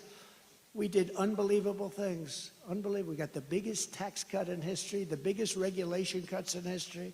You know, when I go to the companies, the big companies, highly sophisticated, I said, so I got you the biggest tax cuts in history, and that was good for jobs. And I got you the biggest regulation cuts in history, and that was good for jobs. If you could only have one, would you take the regulation cuts or the tax cuts? Every single person, and I must have asked the question 200 times over the years, said the regulation cuts were more important than the tax cuts. Can you believe it? You wouldn't think that. But we got you the biggest regulation cuts in history. Before I even arrive at the Oval Office, shortly after we win the presidency, we win. We're going to all win it together. I will have the horrible war between Russia and Ukraine settled. And I will be the only one that can make this statement. I will prevent World War III from happening. You're very close to World War III.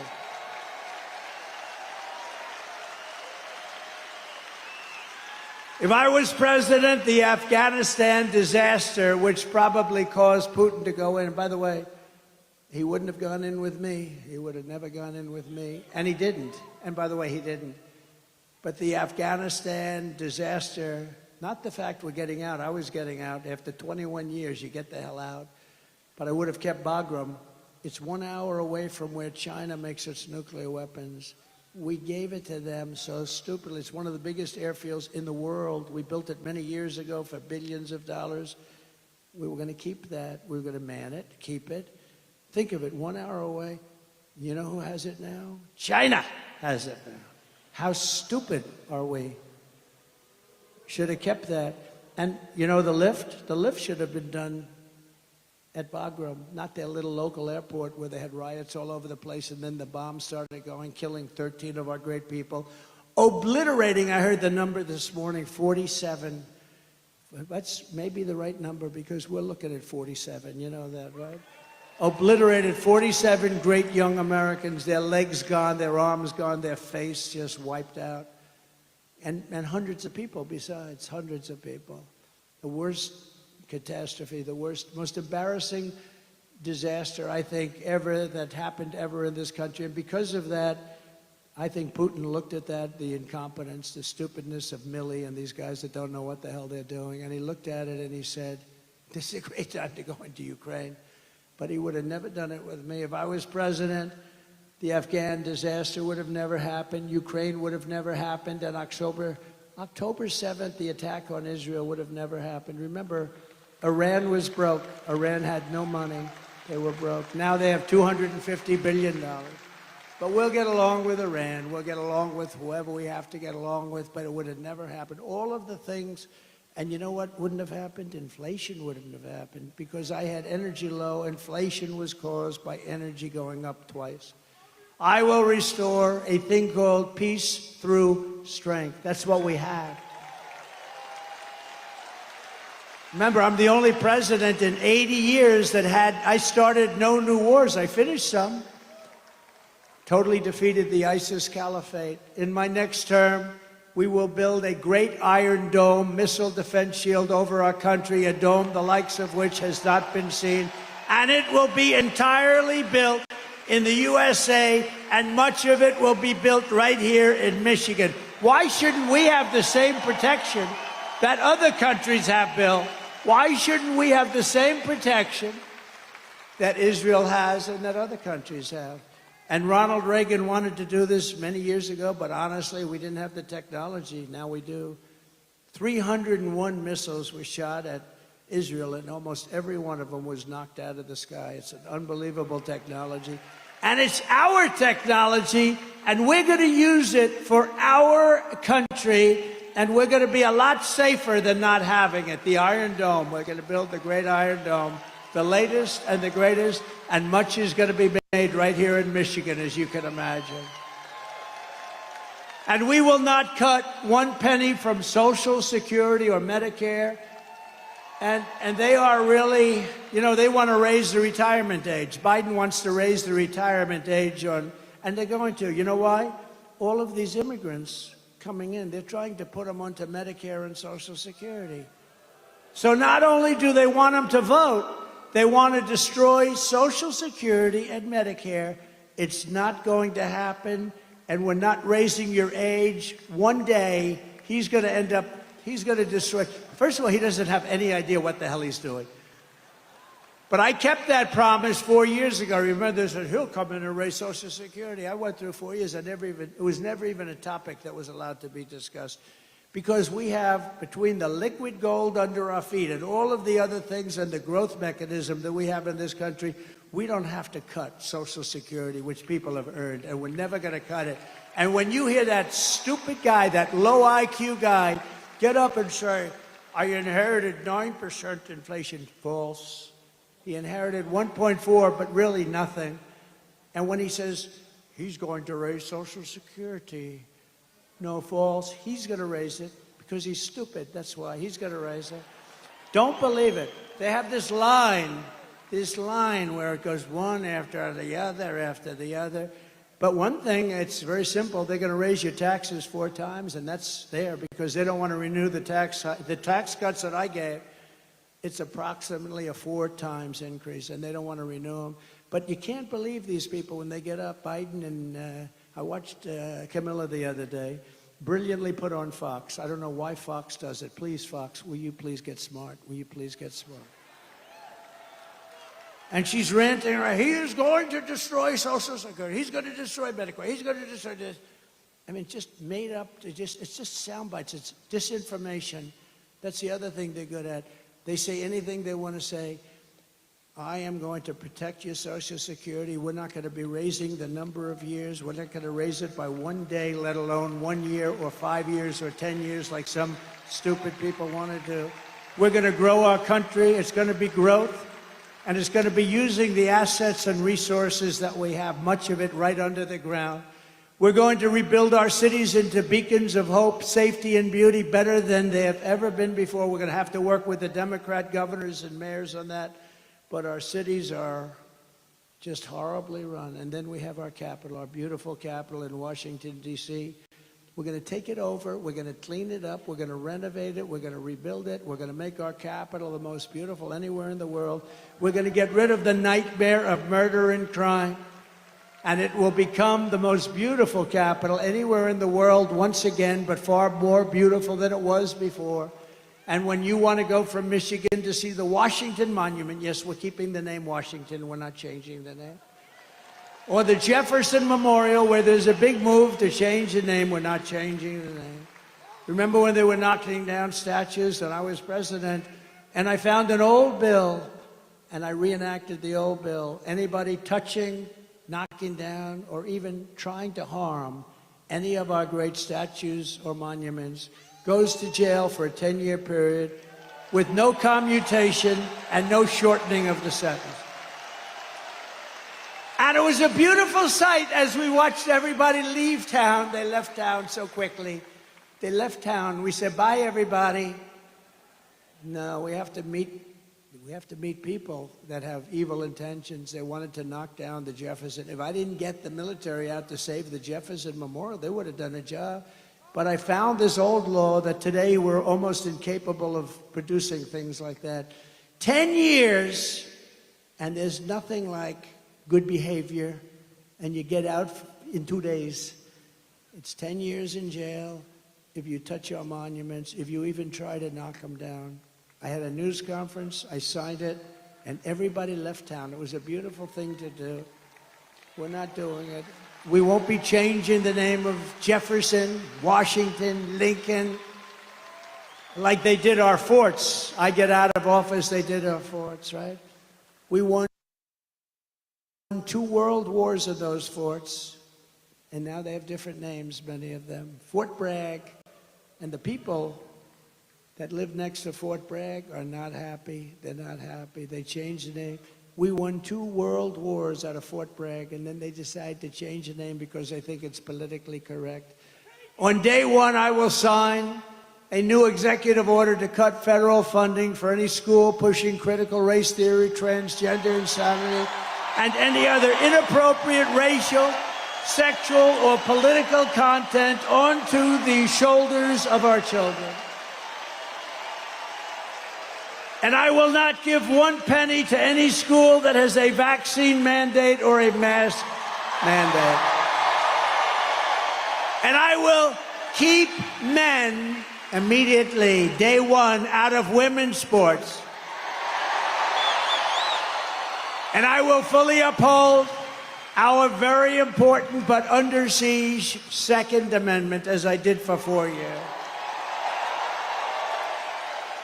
And I got the full endorsement from the NRA. You saw that. They gave us their full, strongest endorsement. No, for 4 years I protected, and it was not that easy to do. We will protect innocent life, and we will restore free speech, and I will secure our elections. Our goal will be one-day voting with paper ballots, proof of citizenship, and voter ID. It's very simple. But until then, Republicans must win. We have to win, win, win, win, win. We want a landslide that is too big to rig. I said it before. I'll say it 100, 200, 300 times before that very spectacular date. But, you know, remember, November 5th is not really the date. It starts in early September, North Carolina and some others, because now we have these ridiculous laws where you can vote before the election, after the election. We got to have one-day voting, one-day voting. What happened to those ballots that were over there last week? Oh, sir, we moved them around a little bit. Oh, really? I mean, think of it. You vote 2 months early. Nobody knows what the hell's going on. Where are all the ballots that happened? Why are they using a shovel? They're shoveling off. You ever see what goes on? Take a look at what happened in Georgia. They're shoveling ballots into wheelbarrows, moving them around. If you took the 10 worst presidents in the history of the United States and added them up, they would not have done near the destruction to our country as Joe Biden and his horrible Biden administration have done. They're destroying our country. They are destroying our country. And, you know, we get up and we have levity, we have laughter, but honest, there's really nothing funny about it. They got millions and millions of people, many of whom are criminals and terrorists, flowing through, and people from mental institutions flowing through into our country totally unchecked. And they moved many of them into hotels. Some of them are luxury hotels. Hotel owners are making a fortune. They're destroying their hotel in a certain way, but they're making a fortune. And our military is living on the street with nothing. And yet they're putting these people into luxury hotels. So if you want to save America, get your friends, get your family, get everyone you know, and vote you got to vote early. Vote absentee. I don't care how you vote. You know, they all say, oh, sir, we have to vote early. Well, you know, a lot of times you vote early, that's God.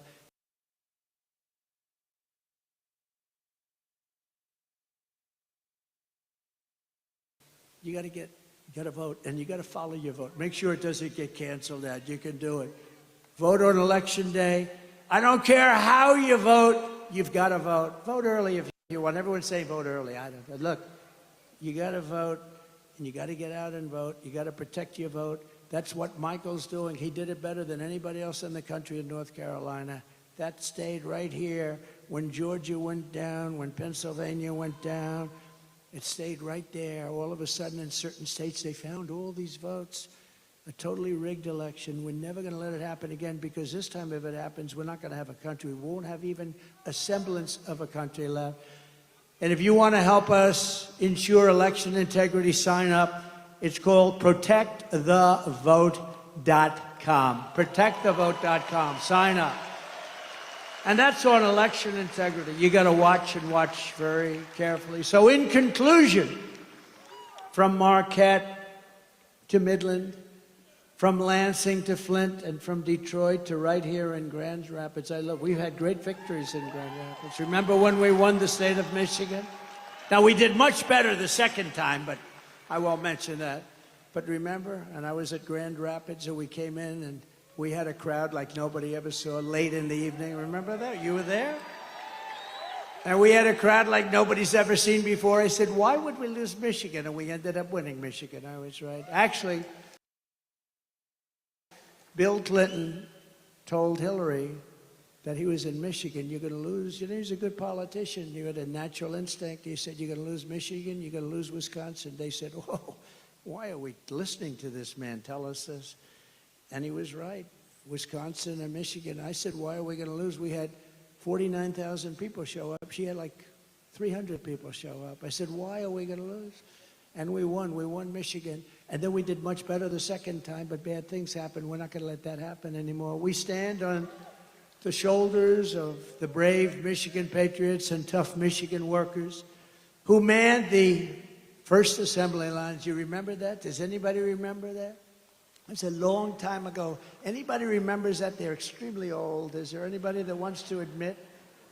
They revolutionized industries and turned this state into a manufacturing powerhouse like no other. And we're going to bring it back. And we're going to bring it back. I'm not talking about lots of other industries. I'm talking about the auto industry, because it's such a big industry. I can say we're going to bring back cement. We're going to bring back all sorts. I'm just talking very simple. It's so simple. It's going to happen so fast. You're going to be at a level as though you were from 30, 40 years ago. You're going to manufacture cars again at a level that you haven't seen in many, many decades. You probably have to get rid of this fool, this stupid idiot representing the United Auto Workers, because he sells the auto. You know, I'm much more popular than anybody with the auto workers. We're going to get 95% of their vote. But they have a guy that, I mean, he pushes the electric mandate, and they're going to be made in China. They got to get rid of that guy. He's bad news. Your Michigan ancestors gave us Motown, the Mustang, and the might of the American Midwest, and it really is a might. They forged the steel, laid the railroads, tilled the fields, fought the battles, and won the victories that made America into the greatest and most powerful nation in the history of the world. It's true. It was the most powerful. But now we are a nation in decline, and it's a very serious decline. We are a failing nation. We are a nation run by fools and stupid people. We're a nation that has lost its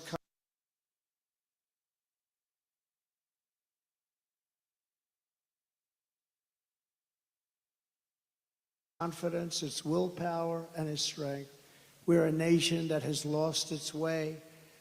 But we are not going to allow this horror to continue. We're not going to let it happen.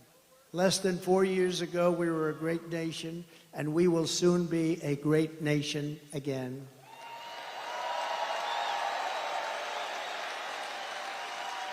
With the right leadership, every disaster crooked Joe Biden has created can be fixed, and very, very quickly. Every problem can be solved, and every wrong can be rectified by this time next year. America's borders will be strong, sealed, and secure. Very easily. Get ready, Tom Homan. Inflation will be in full retreat. Our economy will be roaring back. Optimism will be surging. You will have your confidence back. We don't have any confidence. That's like an athlete that can't sink the shot, can't hit the ball, lost his calm. We're going to have you hitting the ball again. We're going to have you playing at the top of your game. The American dream will be thriving again for citizens of every race, religion, color, and creed. Law and justice will reign all throughout our land. Freedom will be restored. The flame of liberty will be burning bright. Crooked Joe Biden, the worst president in the history of our country, will be a fading memory of the past, and our great silent majority, including the once forgotten men and women of our country, will be the one shaping America's magnificent future when I am the 47th president. Come on. I'm sorry, folks. Of the United States of America. Thank you.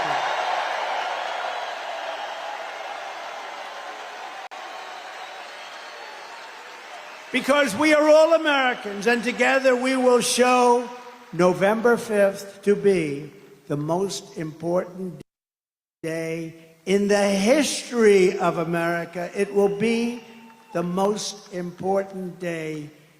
And when we turn it, our country's going to be great again. And if we don't turn it, our country is finished. You know it, and I know it, and everybody knows it. We are one movement, one people, one family, and one glorious nation under God. And together we will make America powerful again. We will make America wealthy again. We will make America strong again. We will make America proud again. We will make America safe again. And we will make America great again. Thank you very much. Thank you, Michigan. Thank you very, very much. Thank you. Wow. There you have it, folks. Donald J. Trump live in Michigan, Grand Rapids. Thank you all for tuning in. My name is Vince Taglavia. Trump is making his way away from the microphone in that long speech. I want to give a shout out to everybody and give you a thank you over there on X who's reposting this and participating and tuning in. I appreciate that. I appreciate all of you tuning in on YouTube and your feedback and everywhere else. Thank you all so much. Just a quick reminder. Let me clear this off. Just a quick reminder, guys. Tonight at 8 p.m. Pacific time, I'm holding a space on X, and it's not political, but if we want to talk a little bit of politics, that's fine. My intention is to talk about the good old days and reminisce about when we were all younger. All right, our childhood, our teenage years, and that kind of thing. So you can find that on X. Here is more information. Join my space tonight on X at 8 p.m. Pacific time. Follow at ReadyF4Any and turn on your notifications. And I hope to see you there at 8 p.m. Pacific time. We're going to talk a little bit about some news that happened today, and then we're going to move on. I also want to encourage you guys to subscribe. Look at Trump. Thanking everybody, acknowledging the crowd. Trump's making his exit here. That was a great speech. Thank you, Cynthia, for providing your opinions here. Anyone on the Democratic side, because Democrats help poor and middle class. That is the answer to the question. Who is the best choice if not Trump? Anyone on the Democratic side. Anyone, not Joe Biden. Even his own party is turning against him. So anyone, even Joe Biden, this is a big election. And, there's a lot of different opinions on that. I appreciate your sharing. I disagree, but you know what? That's okay. And this is why we meet and discuss things. Perhaps we could learn something from one another, one way or another. Me, you, or you, me. But, I really hope that whatever happens, things improve in the future, because boy, it's pretty bad. There he goes. Trump is leaving the scene slowly but surely, just taking the time to say hi to people. Man, historic day, because it was almost precisely exactly 1 week to the hour when there was an assassination attempt on Trump. And he's already back at it. And he was in good shape. He was in good shape and in good spirits, cracking jokes, sharp. What do you guys think about all that? What do you think about it, y'all? Man, he said some funny stuff. He said some serious stuff. Wow. Okay, let's take a look at some news, guys. If there's anything breaking, let me know in the chats. I'll be happy to cover it. Again, let's get into it. Alrighty then. Let's see here. Hillary's trying to squeeze in. We have here, Cynthia, thank you for your feedback. You said Kamala Harris is Joe Biden's VP. It would be her. Okay. Perhaps, but they're kind of making this push for Kamala. Have you guys seen this? This is kind of developing today. Maybe it's just rumors. Hillary's trying to squeeze in. Let's see here. Ready for round 2? Why we need Hillary more than ever. The Hill published this article today. Thank you, Chuck. Must love living paycheck to paycheck. Cynthia, not, I mean, we all have different opinions. I will say that under Joe, I'm lagging like crazy from this website. Bear with me. Let me fix this. Good Google Moogly. I apologize. Bear with me. Here we go. We all have different opinions, but I will say, Chuck, to me, we were much better under Donald Trump. The last few years has been absolutely horrific, inflation and all this stuff. So, there's something to that. Cynthia says this is no joking matter. He's an entertainer. He can be funny. He should be an entertainer. Well, I think he's the right man for the job. Why not? I really do. Look at his 4 years, his term he already did, right? That's a pretty solid thing to compare to, especially compared to the Democrat Party, who's been shown to be a little bit corrupt, a lot corrupt, entirely corrupt. And look, I'll say this too, the Republican Party is corrupt too.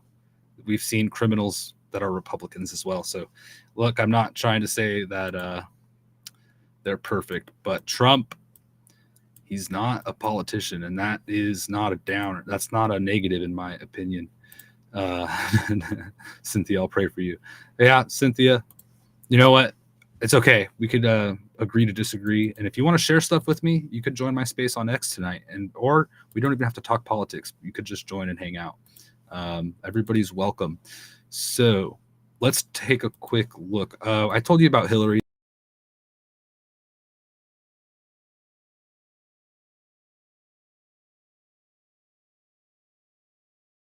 For concerned citizens of the United States.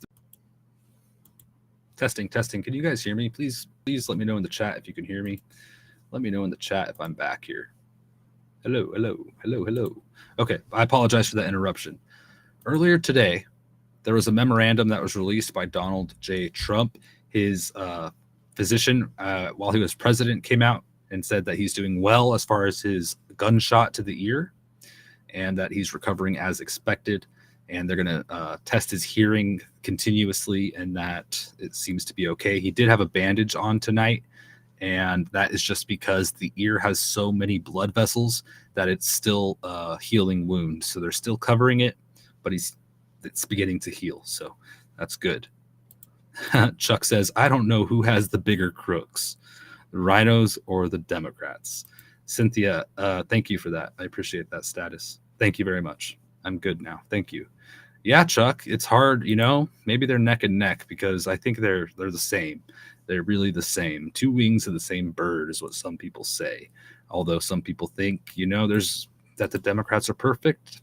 Some people think their Republicans are perfect, and they're, but I try to find the facts. Okay, the facts are you have criminals on both sides.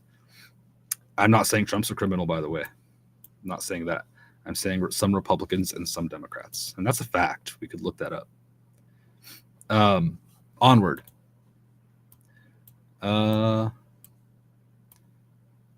We had, again, I'm just covering this in case you missed this, Dr. Anthony Fauci said that Trump's injury was superficial from last week's assassination attempt. So many people are not happy with Fauci coming into the limelight and saying that.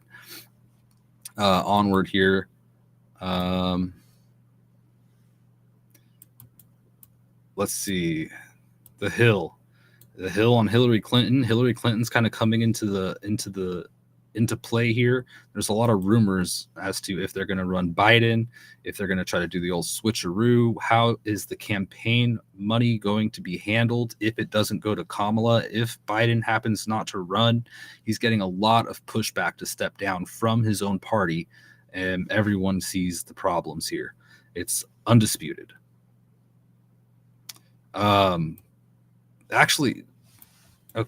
As Democrats plunge further into turmoil, Kamala Harris huddles with Reid Hoffman and top donors today, promising them we're going to win all this stuff. And it's getting worse and worse. But Kamala's it's hard to see who's going to be taking who's going to be the one, right? Who are they going to choose? We have Alejandro Mayorkas has been subpoenaed. This is in relation to the Trump rally shooting, where there's a lot of he said, she said.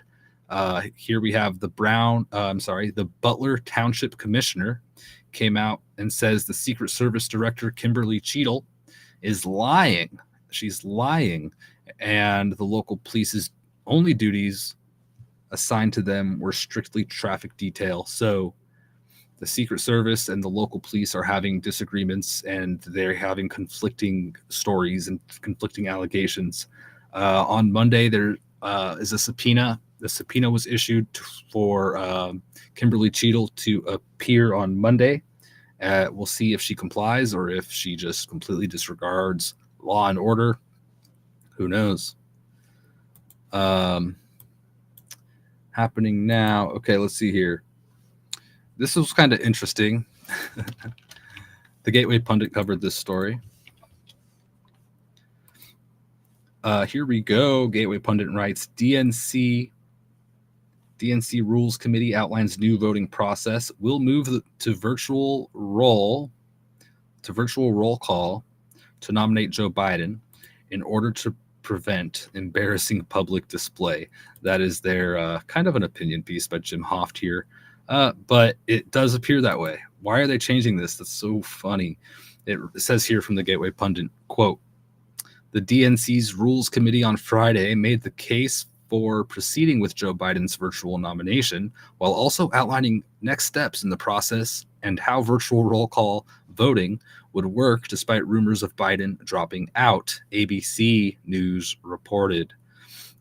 In a letter distributed to other members of the Rules Committee on Wednesday morning and signed by Leah Daughtry and Minnesota Governor Tim Walz, co-chairs of the Democratic National Convention Rules Committee, the committee declared its intent to, quote, propose a framework for the best path forward in their upcoming Friday meeting.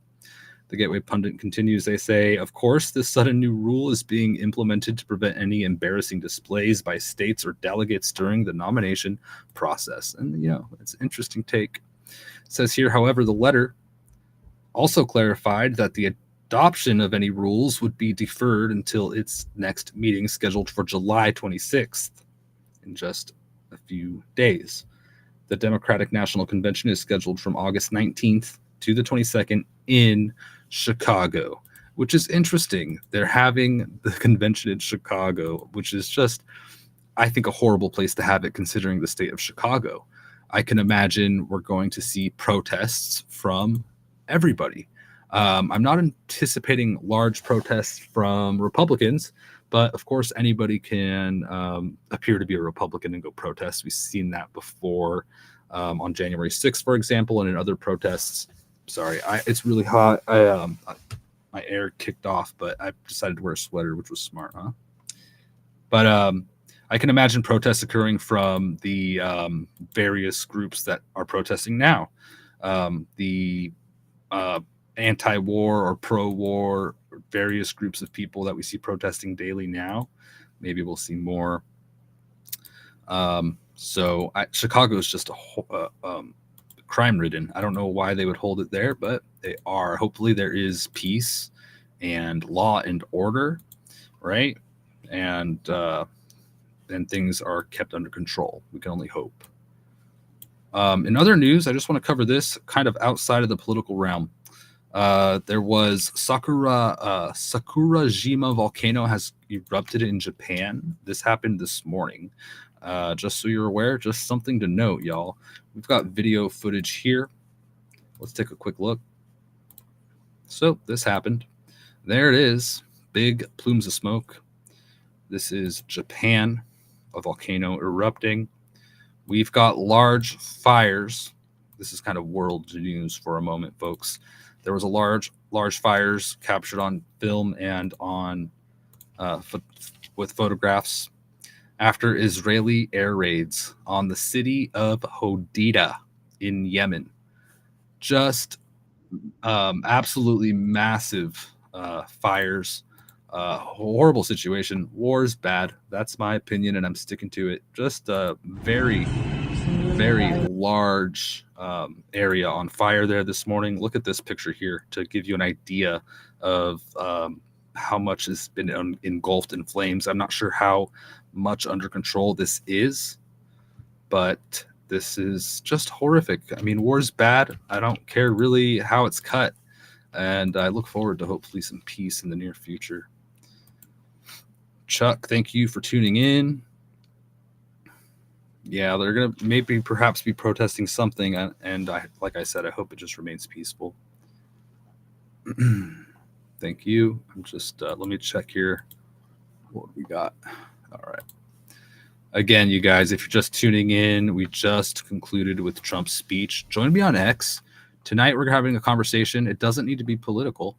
It's actually going to be reminiscing about the past, about our younger years, our younger days when we were kids or teenagers. I want to talk about the games you played, the toys you had, what you did for fun, the games you made up, your first job as a teenager, stories. And we're just going to hang out and do that on X. So follow me, turn on your notifications. It's set up right now so you can set a reminder at ReadyF4Any. That'll be at 8 p.m. Pacific time tonight on X. It'll be a space. Everybody's welcome. I don't care if you support this or that or the other thing. It's just to hang out. And I make sure there's a level of respect across the board, any in that space. Okay, so it's not going to be any name calling or anything like that. It's just people and humans coming together and having a conversation. So it's going to be fun. With that, y'all, make sure you follow me elsewhere if you're not already, because tomorrow I may be going live. I will be going live tomorrow for sure.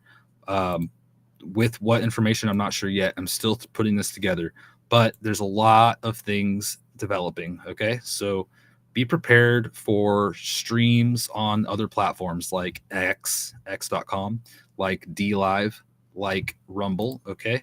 These are places that you'll find me. I may be streaming on one of those places and not the others. So follow me. If you have an account on Rumble, follow me there. If you have an account on DLive, follow me there. On X, that's a great place too. And I look forward to seeing y'all. And I want to give a shout out to Pastor Jackson for reposting this. Thank you so much, man. Good to see you. Hope you're doing well. I was actually talking about, I had an interview with Pastor Jackson in January or February, and we talked about the world. We talked about a lot of things. Just, it was such a good conversation. And I mentioned it last night in a conversation with Maze and Alpha and other people. I want to thank Game Tech for tuning in and sharing this, reposting this. I'm going to give a shout out to Beck, Amanda, Krista, Bianca, the Big, thank you so much. Tone, Gracie, all y'all, thank you all so much. And for those, thank you, Cynthia, for tuning in. Thank you, Chuck. Everybody else, I really appreciate you all. If I left you out, it's nothing personal, but I hope to see you guys very soon. Turn on your notifications. I could go live at any time, especially if things break, news breaks, that is. Okay, with that, everybody, make sure you subscribe, like, leave a comment down below on your opinions. I'll keep my eye on it, and I'll happily respond. With that, everybody, take care. God bless and Godspeed.